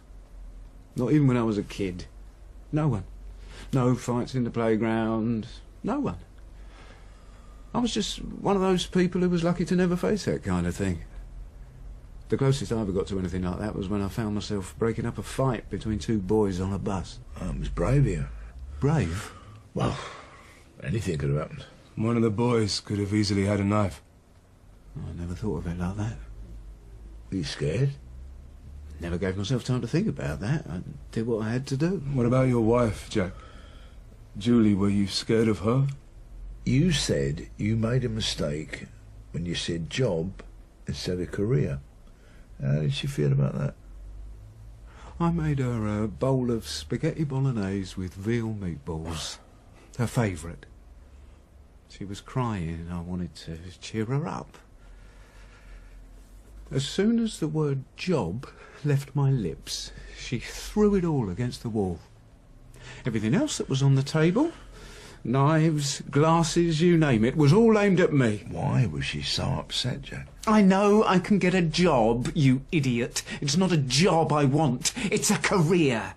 I see. Yes, I know you see. I can tell that you see. Jack, calm down. You see a weak, pathetic man who does not have the sack to stand up to his wife. Yes?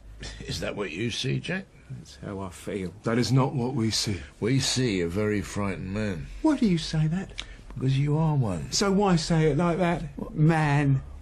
How else are we supposed to say it, Jack? Do you not think you are seeing and hearing things that are not there? We're not laughing at you. We just want to help you. Do you wish to press charges against your wife? It wasn't always like this for us, you know. Of course it wasn't. It never is. She misses being young, being free. No. Who doesn't? But that does not give her the right or the excuse to do what she is doing to you. Will I have to go to court at some point? Let's not worry about that. Well, that means you don't know. Which means there is a chance I may have to, right? I cannot face that. Jack, listen. No. All of those people in court, all of those men staring, judging, laughing. No one is going to laugh, Jack. They wouldn't be laughing if I was a woman. Had bruises all over my face, being beaten to a pulp by my husband. No laughing then, not a smirk. Maybe I should do what they want. You don't know what they want, Jack. They want things to make sense. Admit it, they all do. You do. Makes life easier. A man so terrified of his wife that he jumps whenever he hears her key turn in the door does not make sense. A wife, however, scared of her husband, perfect. We can all go home. It's not the way, Jack. You know that. I want my solicitor. You said I could ask for one any time. I know what I said. Well, I want one now. I will plead guilty to theft, but I am not pressing charges against my wife. Jack, please. I will not do it.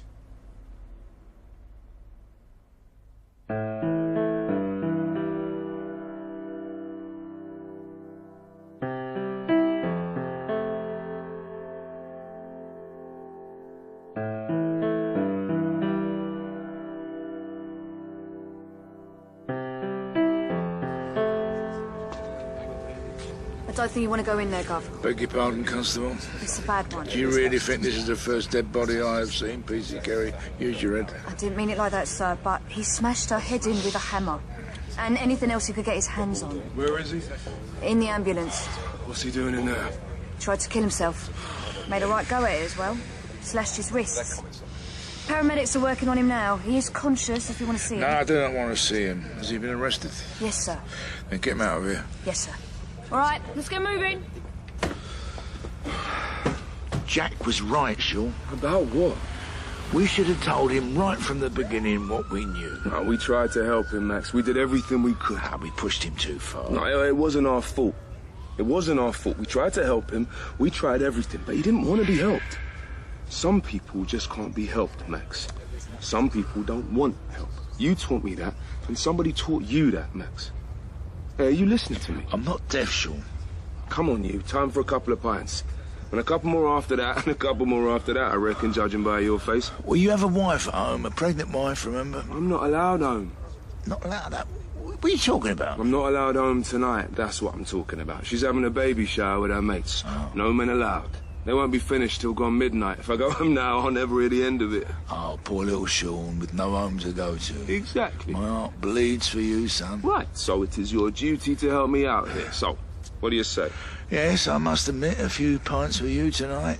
Does sound good. Excellent. And not only that, I am going to make it my sworn duty to spend the rest of the evening convincing you that Spectre was, without a shadow of a doubt, the worst James Bond film ever made. The worst. You know, it's not one of the best, but I wouldn't go that far. I would.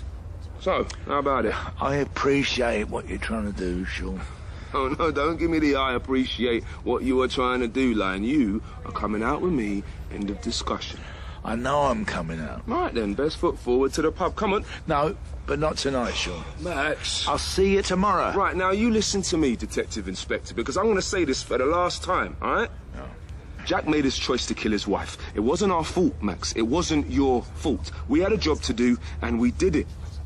Are you hearing me? The whole of this street can hear you. And? And what? What is it that you want to hear, Sean? What do you want me to say? You're really going to let me drink on my own all night? I'll be rotten company. It'll be like watching paint dry talking to me. I'll see you tomorrow. You can be so hard on yourself sometimes, you know that? When I have days like these, oh, thank God I am.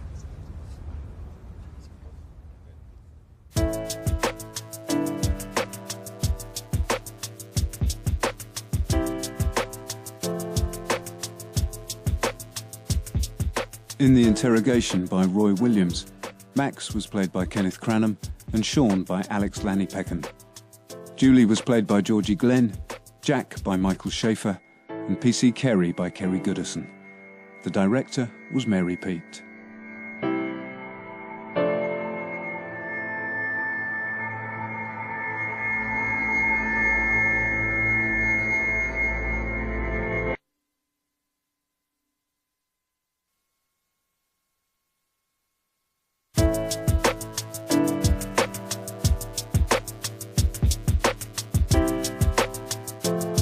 The Interrogation by Roy Williams. It had been almost 7 years since I last saw my little girl Joanna. I was so nervous that day. Who wouldn't be? I wanted to see her before, many times, when I was in prison, but Joanna's father, Dwayne, wouldn't let her. He didn't think prison would be the right environment for a 5-year-old to see her own mother. Yeah, I suppose he had a point. I just wished he didn't have to be so bloody self-righteous all the time. We walked around the new shopping centre, had pizza. It was good. She knew who I was, but I could tell from her face that she was having trouble remembering me. I told her not to bother, that we could start some new memories, me and her. She seemed to like that. I wish I could have been there to see the look on Dwayne's face when Joanna told him she wanted to see more of me. The two of us walking around the shopping centre eating pizza was our weekly thing. Joanna persuaded Dwayne to let me take her to the cinema after school one evening. Oh, I was so excited to see her. I was getting myself ready, you know. When it was Dwayne that called me, I knew something was wrong. Dwayne would never speak to me unless he had to. There was an accident at school. The roof of the new assembly hall they built had collapsed. 4 school children, 2 teachers dead. Our little girl is dead. That was all he said to me. It was how they reported it in the papers the next day that started it off for me. Roof collapses in Muslim faith school. Black and Asian children killed. Faith school? Black and Asian children killed? They're not even allowed to be children. They must be black and Asian children. They didn't even bother to list their names. They didn't even bother to check their facts. Pearl Street Manor is not even a faith school. It wasn't even front page news on any of the papers. I suppose only 5 people dying is not important enough to the public. My Joanna, who wasn't even Muslim, was not important enough. Why? Why?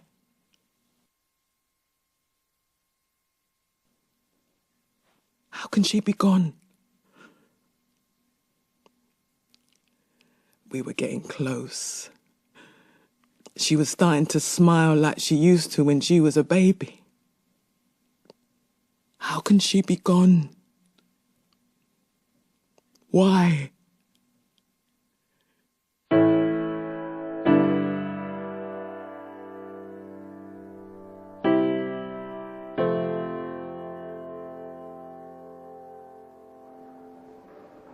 could kill him, you know. I am sorry. Oh, I said I could really kill him. I don't think you mean that. Oh, I mean it, all right, Inspector. Why don't you take it easy? Like a good little girl. I can get you some water if you like. Now, what I would like is to kill him. Well, it looks like someone's beaten you to it. If your husband dies, that is. Well, my husband is nothing but a stupid macho prat. What was he thinking? To protect his own. But we have insurance. Protect his image, more like. I mean, what flaming image? A couple of sessions at the gym with his personal trainer, and then what? He thinks he's Superman? Thinks he can take out whoever comes his way? You know, I used to tease him. I used to say he was always wanting to have something to prove because he was named Tim. Or should I say Timothy? Why would his name have any relevance? Well, think about it. I'm trying to. Any boy who walks into a school playground with a name like Timothy and straight away you think you can take him, right or wrong. Tell me. D.S. Armitage. Oh, I know that. I know your rank. What's your name? Your first name? Sean. Well, there you go, Sean. There you go, what? No one's going to pick a fight with a boy named Sean for no good reason, but Timothy? You'd have to fancy your chances, wouldn't you, against a boy called Timothy? I wouldn't know about that. Tim never thought about going to the gym, even though I could see he was putting on a few pounds. I made a joke about it, and that was it. We were shopping in Waitrose, and these young girls were outside giving out leaflets to this new gym that was opening. 1 month free trial. He took one look at the girl, and when he wasn't staring at her legs, he was leering down her top, just like his father does with me. So he signed up? Well, of course he signed up. I suppose somewhere in the back of that stupid head of his, he was thinking that the same girl would be his trainer, and he would be well in there, something else to brag about to his rugby-playing mates. We can see that you're upset, Mrs. Burrows. Oh, can you? Can you really? What was it that tipped you off? We're just trying to help, Mrs. Burrows. Oh, you can start by not calling me Mrs. Burrows. That is not your name? It is my name. I did not say it wasn't my name. I said don't call me Mrs. Burrows. Then how would you like to be addressed? Ms. or Claire. Who knows? Right you are then, Claire. Let's get back to what happened this evening. Right, you know what has happened. Some little scumbag who's probably never worked a day in his life burgled our home and attacked my husband. What makes you say that? Say what? Some little scumbag who has never worked. Who's probably never worked a day in his life is what I said. I have a photographic memory, Constable. I see and I hear words, even my own. Very impressive. And it's Sergeant, by the way, not Constable. My mistake, forgive me. But if you could answer my question, what made you think it was someone who does not work? Well, who else burgles houses? A great many people. Then why are you not out there looking for them instead of wasting my time here? We will get to that, Claire, I can assure you. But why are 2 senior policemen interviewing me? Because there's been a sudden spate of burglaries in the area, we're here to establish whether there is a link. I'm sure there is. You would think these young people would find something to do. So you've moved on from them being little scumbags to being young? And you want to know what it is that makes me say that? Oh, the thought had crossed my mind. Well, what do you expect? You know what this area was like before, or at least you should, if you can honestly call yourself police officers. The last time I looked, I called myself a police officer. And yes, we are familiar with this area. So what should we expect, Claire? Angry local people, black as well as white.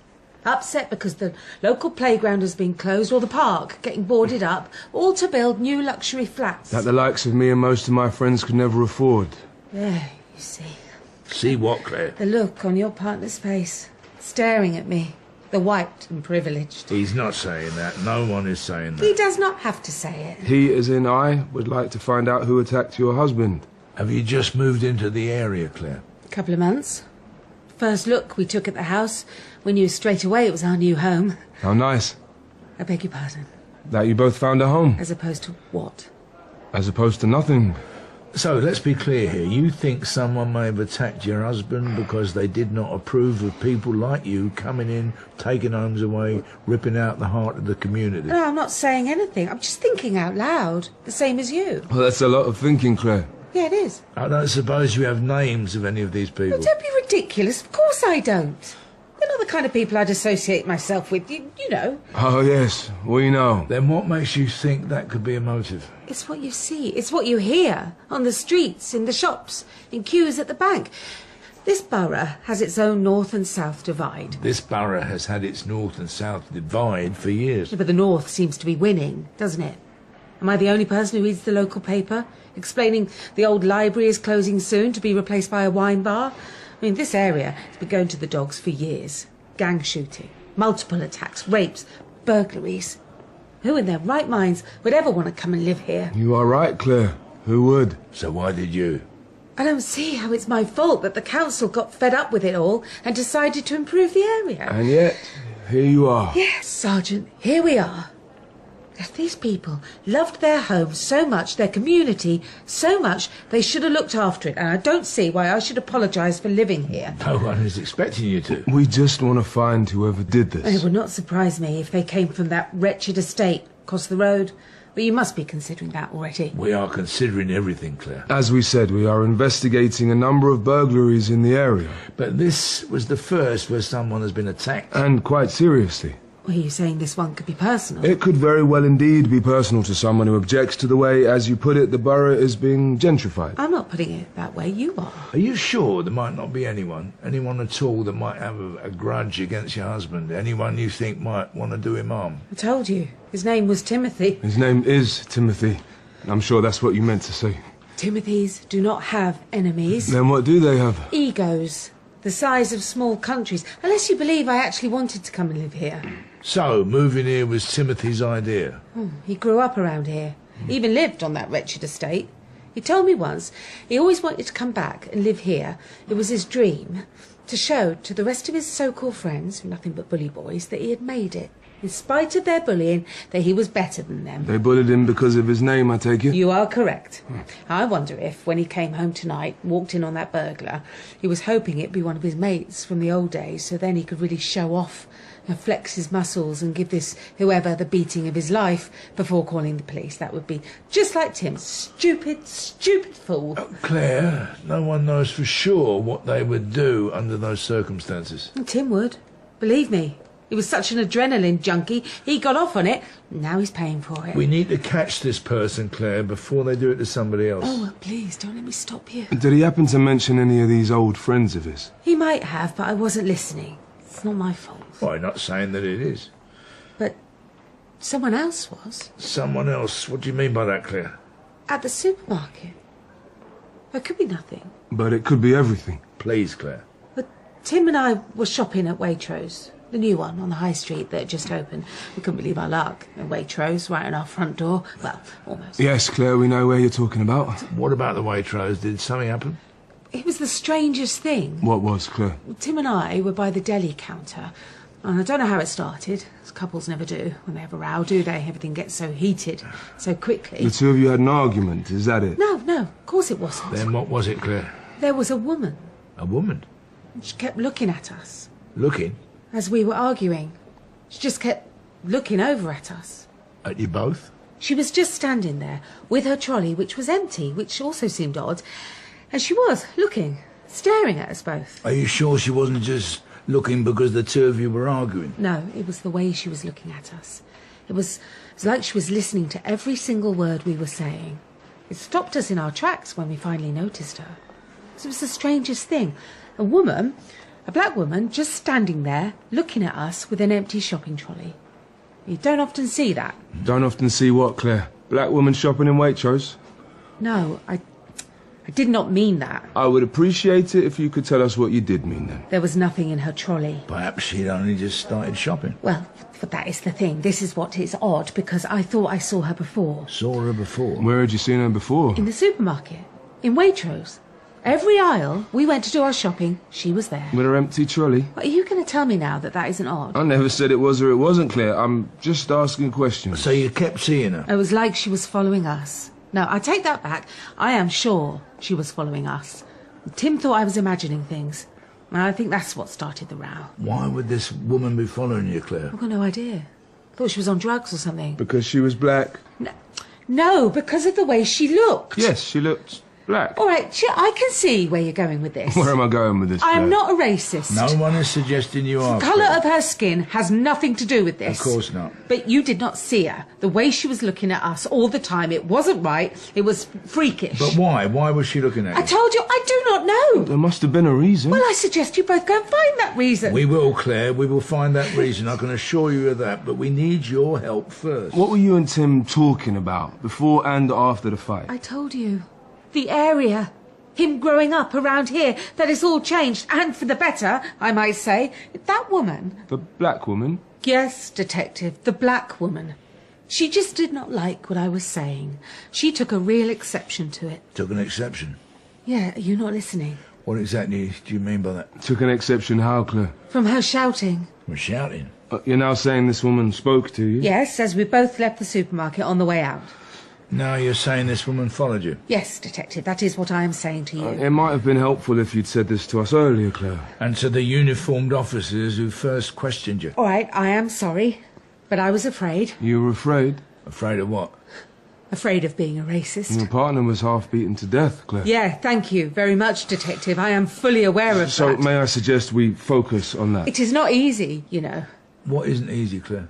To have views. They're not popular with others. You have unpopular views. Which is maybe why this woman was staring at you. Or maybe why the woman was shouting at you. It could be. Or she could very well be nothing but a crazed lunatic that got let out for the day from some mental hospital. You said you have views. Unpopular views. Yes, if that's how you want to put it. Tell us about them. These views. These unpopular views. Why are you speaking to me like that? Like what? My partner is just over there, lucky to be alive.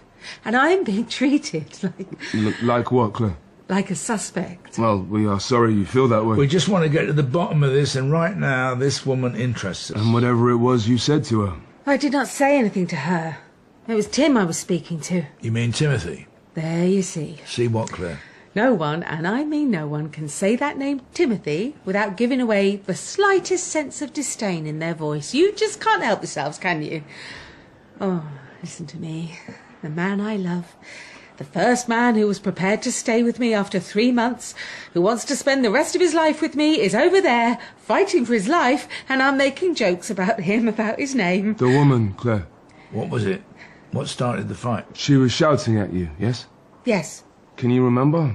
Well, Tim and I were by the newspaper aisle, and there it was. It? What was, Claire?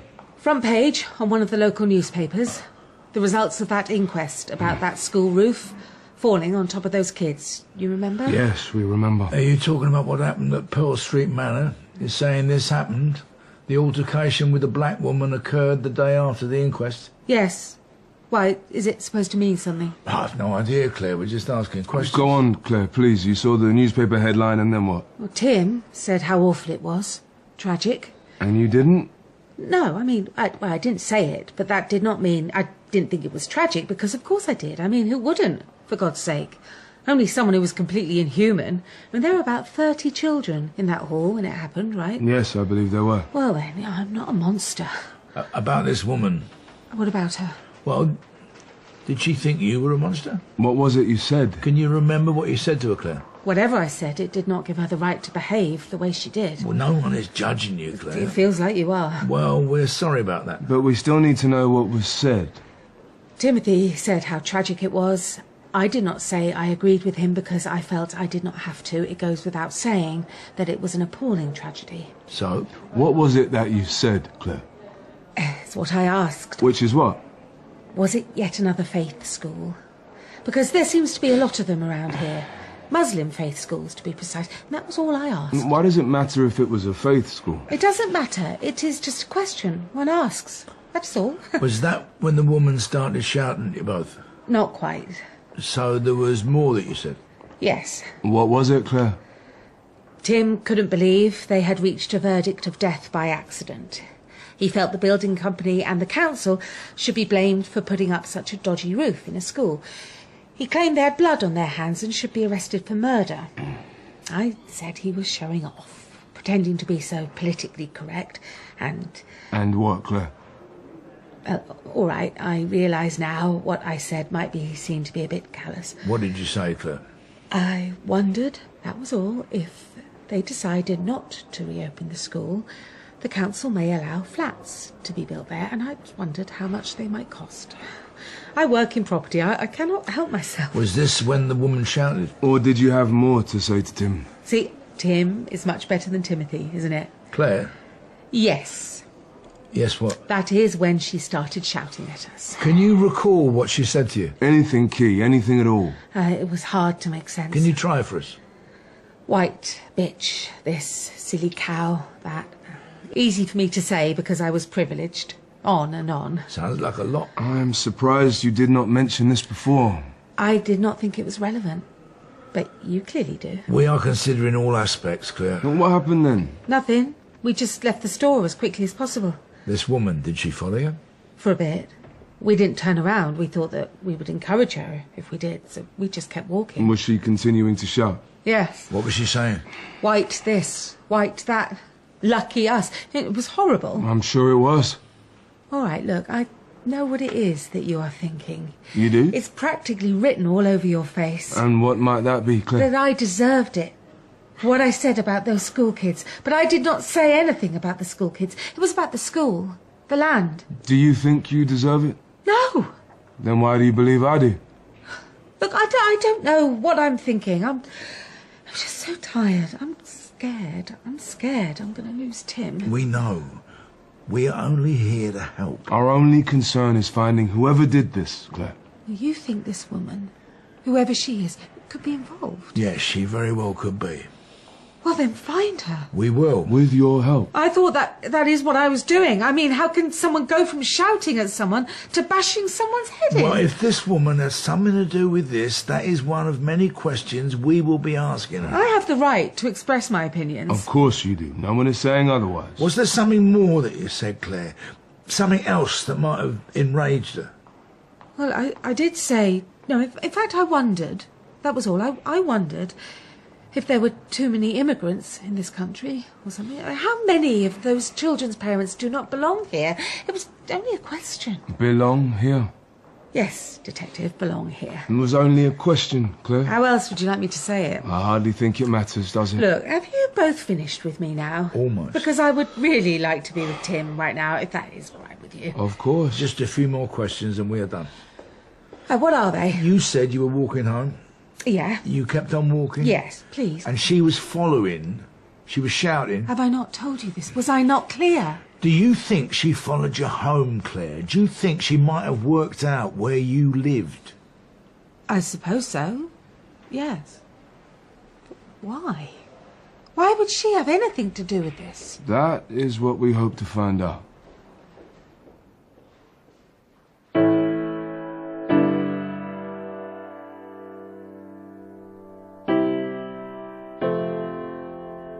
I was wondering how long it would take you lot to find me.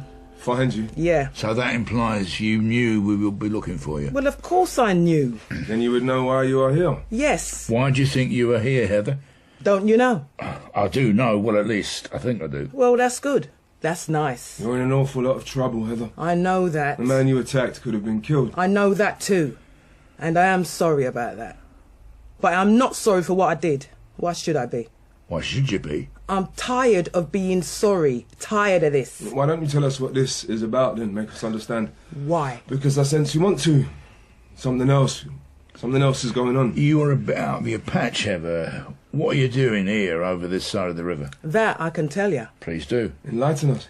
The last thing I ever wanted to do was to come south. I'm a West London girl, through and through. My estate, the same one I've been living on for coming on 20 years, is getting done up. New kitchens, new doors, new everything. But of course, we all know what that means. Old tenants out so they can sell the flats to those who can afford them, not us. Same over London, Heather. Same over everywhere because they just don't care. Have they not re-housed you? Bright boy, why do you think I'm here? In a cold, tiny bedsit. The best they could do, they said. Accept it or I'm out on the streets. So take a guess what I did. I'm sorry to hear that. I don't be. My little girl lived nearby. I got to see her. You have a daughter? Joanna, 12. So pretty. Smarter than me. She lives with her father? Dwayne. Good old Dwayne. He got custody of her when I last went inside. Yeah, well, sorry about that too, but that does not give you the right I was glad. I could see her. Glad. But where I used to be was only 2 minutes from my mum, my brothers, my little sister. I am now a good hour and a half away. Zone 4. There goes my weekly bus pass allowance. Mum is elderly. She's getting on. Who's supposed to be looking after her now? She lives all alone. Life, eh? The Lord giveth and he taketh away. Have you ever heard of the Tube, Heather? Did you not hear me say it was an hour and a half away? You know, I heard my MP on the radio the other day going on about communities, how important they are, how vital it is to keep communities together. Yet policies like this, where they move poor people out and bring rich people in, only destroys communities. That don't make no sense. Tell me that. Tell me if that makes sense to you. Why don't you tell us how any of that has anything to do with you beating Tim Burrows' head in? Is that his name? Yeah. He also has a son, Heather, Nathan, same age as your little girl from his first marriage, and a second wife, Claire. Yeah, I know all about that bitch. Now what does that mean? What do you know about her, Heather? That she's a loudmouth bitch. Heather, please, I'm sorry, but I really don't care for that word. She has too much to say for herself. What does she have too much to say for herself about, Heather? Does the name Kabira Merchant mean anything to you? I have to say, I would be amazed if it did. Why is that? Who is she, Heather? You should be asking, who was she? All right then, who was she? Kabira Merchant was 11 years old when the roof fell on her. Oh. She liked painting. She was good at it.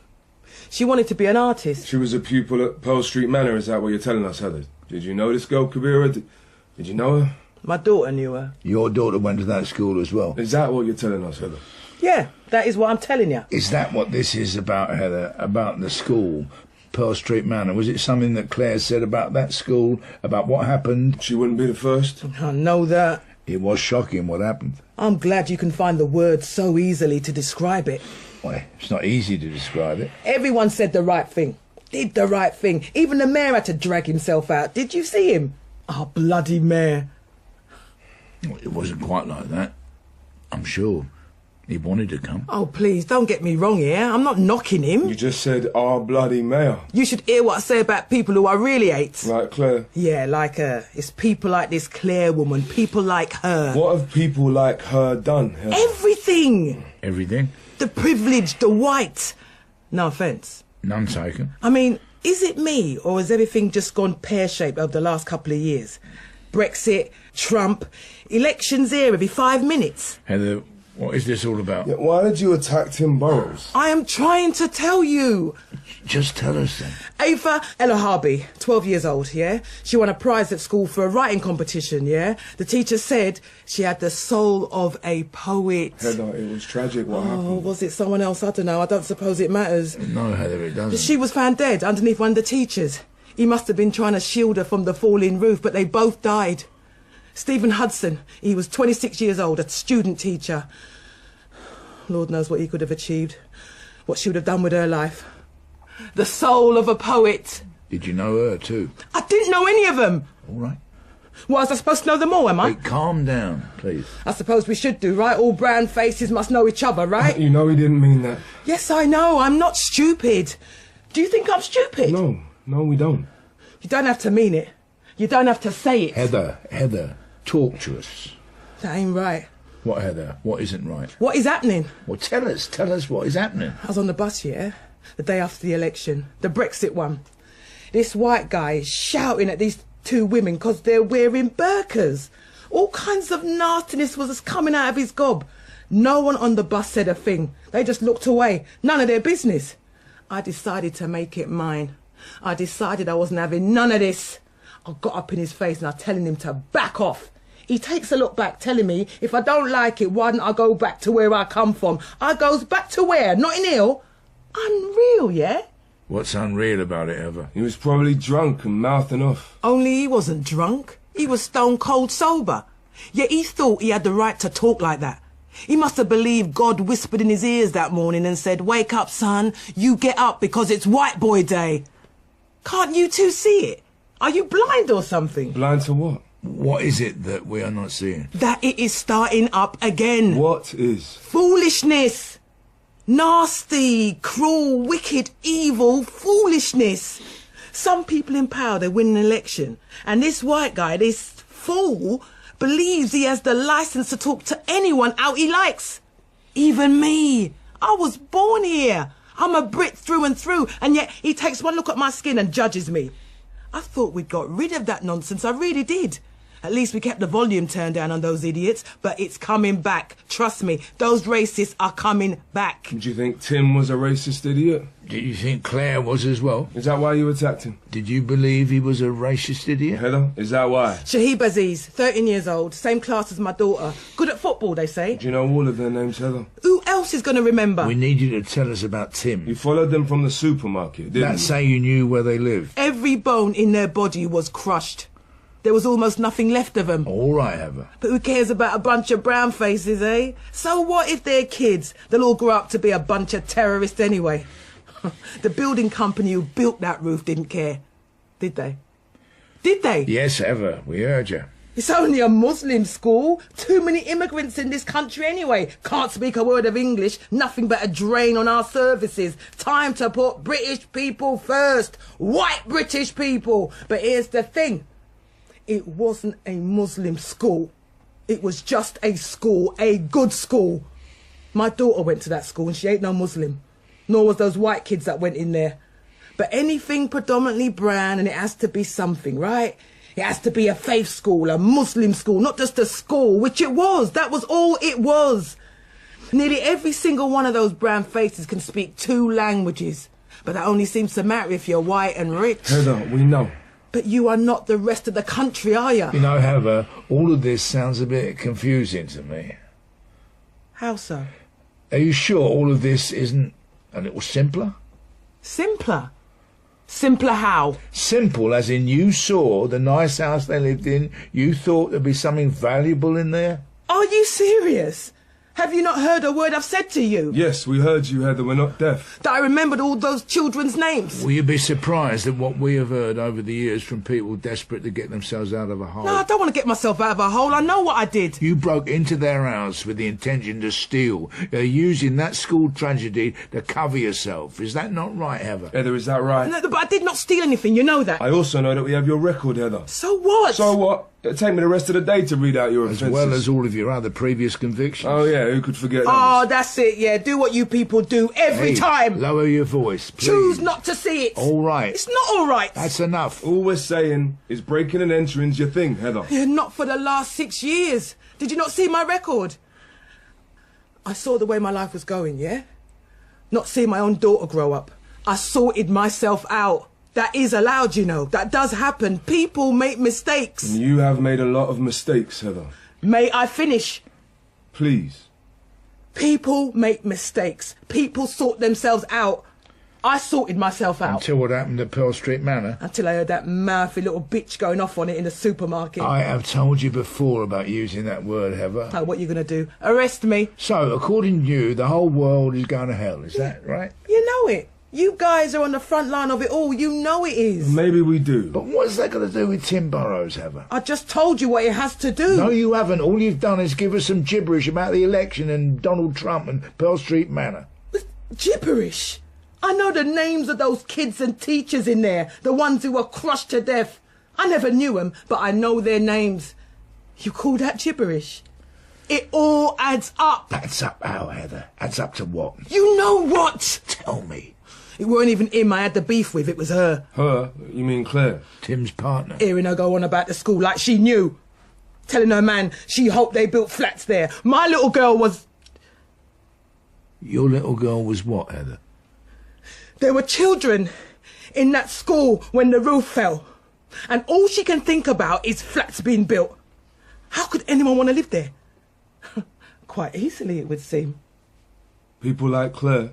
She don't know. They don't know. They haven't the slightest idea what it's like. But that's okay, funny enough. That is allowed. No one should know. No one should want to know. That is fine. That is cool. That is all good, so long as you keep your ignorant mouth shut about the rest. And she didn't? She couldn't keep her mouth shut? Yeah, like she was the world's authority of it all. The way her mouth was just running off. How many illegals was their parents? Were any of the kids illegal as well? All religion should not be taught in school, especially Islam. Those children are dead. It wasn't a faith school. Who the hell cares? She cares. Ooh, that Miss Know-It-All cares? Nah, seriously. Are you joking? No, I'm not. She cared. Not in the way you wanted to care, I grant you. It is what any decent human being would want. If she wants to chat about something, what about the building company? Huh? They put up an unsafe roof and they got away with it. Do you think they would have done that if it was an all-white school? I'm not saying it's right. Of course you wouldn't. But it's not right. It's not the same. You know it. I know it. Why is it so hard for them to show empathy? Is it any wonder the way things turn out? You don't treat people who are different from you like they don't matter. Young or old, you don't do it. You make them feel they don't matter. You can't be surprised when they start acting like they don't care about anything. Don't you think? You can't expect us to agree with you, Heather. So you believe those children and the teachers had it coming. They deserve to die like that. I believe you had no right in attacking Tim Burrows the way you did. Yeah, you believe it. Did you hear what I said, Heather? You believe it because you are with them. No, we are not. We are with the law. People like her are the ones who make up the law. 3 or 4 years in university and they think they've got the right to police the world. You know something? They are right. They are so right because they do police the world. They're not in charge of me, Heather. No, mate. They are. Heather. No, man, they are. They are. Hey, calm down. But they are, though. They run everything. You really think they care about those kids? Like, really care? Some people should be arrested for murder at least, but nah. They're just waiting for it all just to calm down, then back to normal. They can't change their way of thinking. They don't want to change their way of thinking. But you want to. Yeah. You want to change their way of thinking. Better believe. Starting with Claire. But Claire wasn't there. Claire wasn't at home. But Tim was. So you decided to settle for him. You smashed his head in. Isn't that right, Heather? Heather. Is that right? What happened to your daughter, Heather? She was in the assembly hall, wasn't she? Leave me alone. She didn't survive, did she? Shut up. Tell us. I was winning her around, you know. Joanna, yeah. She was getting to like me, I could tell. She used to be afraid of me. She didn't trust me. She thought I'd go back to prison. A week before the roof collapsed, I took her shopping up west. I bought her some trainers. We had ice cream. We told each other jokes. I never knew she could be so funny. Oh, we laughed. I was winning her over. They took her from me. Is that why you attacked Tim Burrows, Heather? I want to teach them a lesson. I want to teach them all a lesson. Who? Anyone who does not care. But you have to start somewhere, right? So why not with the privileged white bitch? I just followed her from the supermarket. I just followed her. I couldn't help myself. I didn't want to stop. I've been hearing her kind of noise from people like her all my life. We all have. They really believe everything belongs to them. It's the way they were brought up. It's the way every single white person was brought up, to be privileged. I thought, that's it. That's it. I'll show her. I will show her. But you didn't. You showed Tim instead. Yeah, it's been 8 years since I last broke into her house, but I still had the touch. Well, you're pushing your luck. They had an alarm. It could have been on. I did business about no alarm. But you didn't count on Tim being at home. What was your plan, Heather? What were you going to do to make people like Claire see? I was going to go to work on that precious white privileged house of theirs. I was mad up. I wanted to just smash it all up. I wanted to turn it over. Once I started, I couldn't stop. Until Tim saw you. He went for me. He did not say a word. He just jumped right at me. I went for the first thing I laid my hands on. Some metal stool was in the kitchen. In my mind, it was her, that mouthy bitch. I just kept hitting him and hitting him and hitting him, and he wouldn't stay down. You were in his home. Yeah, his precious little white privilege home. He's got to protect that, hasn't he? He has to fight for that. Nothing else. Not my girl. Not those kids, not us. What happened in that school to your daughter was terrible. Don't. Don't what? Don't be insincere about it. Don't use that word.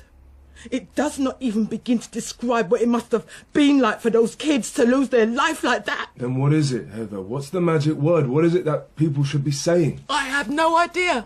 Then how do you expect others to know? I don't want them to know. No one should know. No one should know. No one should have a clue on what to say or do. There are no words for it, truly. No words. I don't want to hear Claire's words.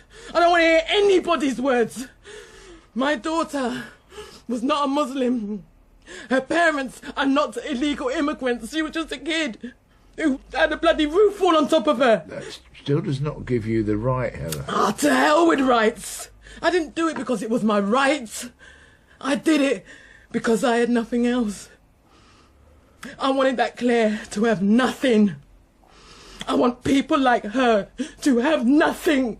To know what it feels like to have nothing. Heather, we're going to have to charge you now. Do you understand? Yeah, just do what you have to do, man. Joanna would not have wanted this. You know that, don't you? Yeah, I know. But I wanted it.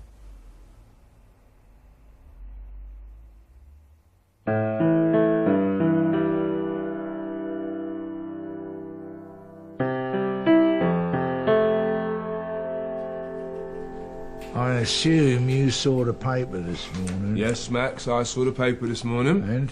And what? What'd you think?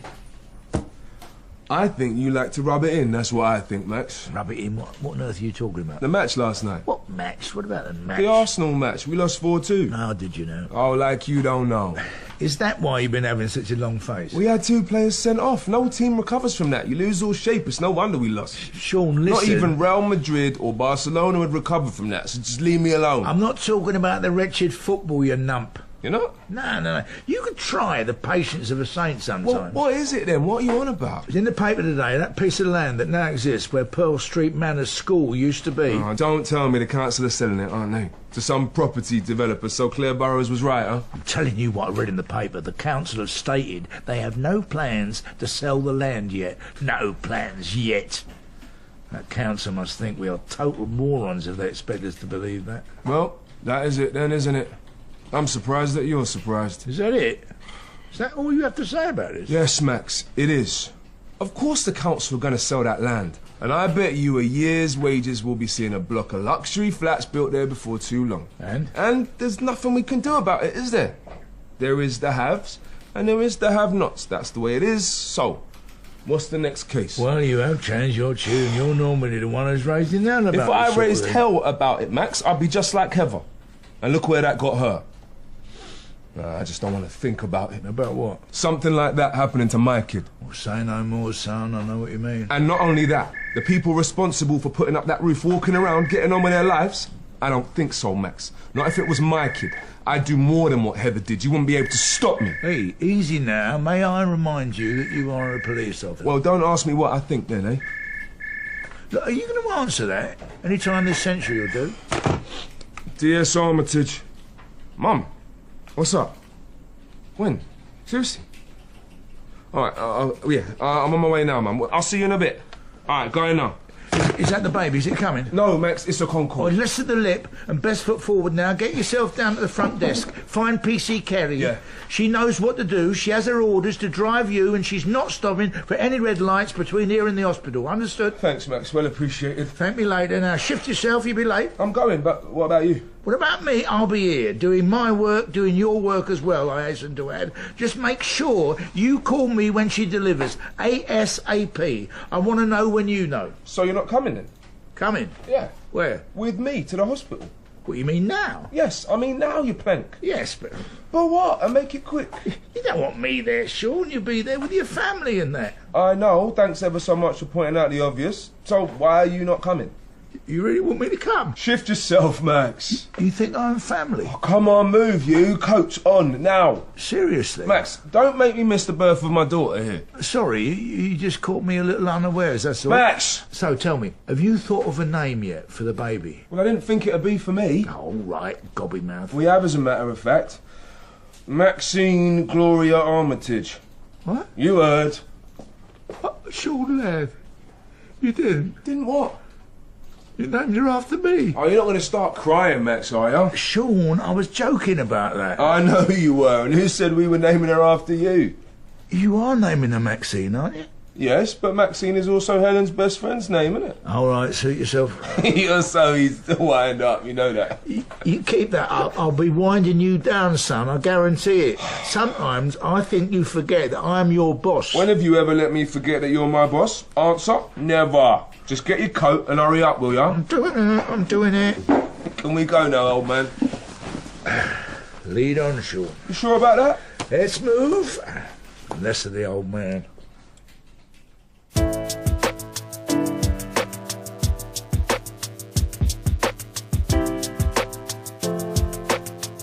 In The Interrogation by Roy Williams, Max was played by Kenneth Cranham and Sean by Alex Lanipekun.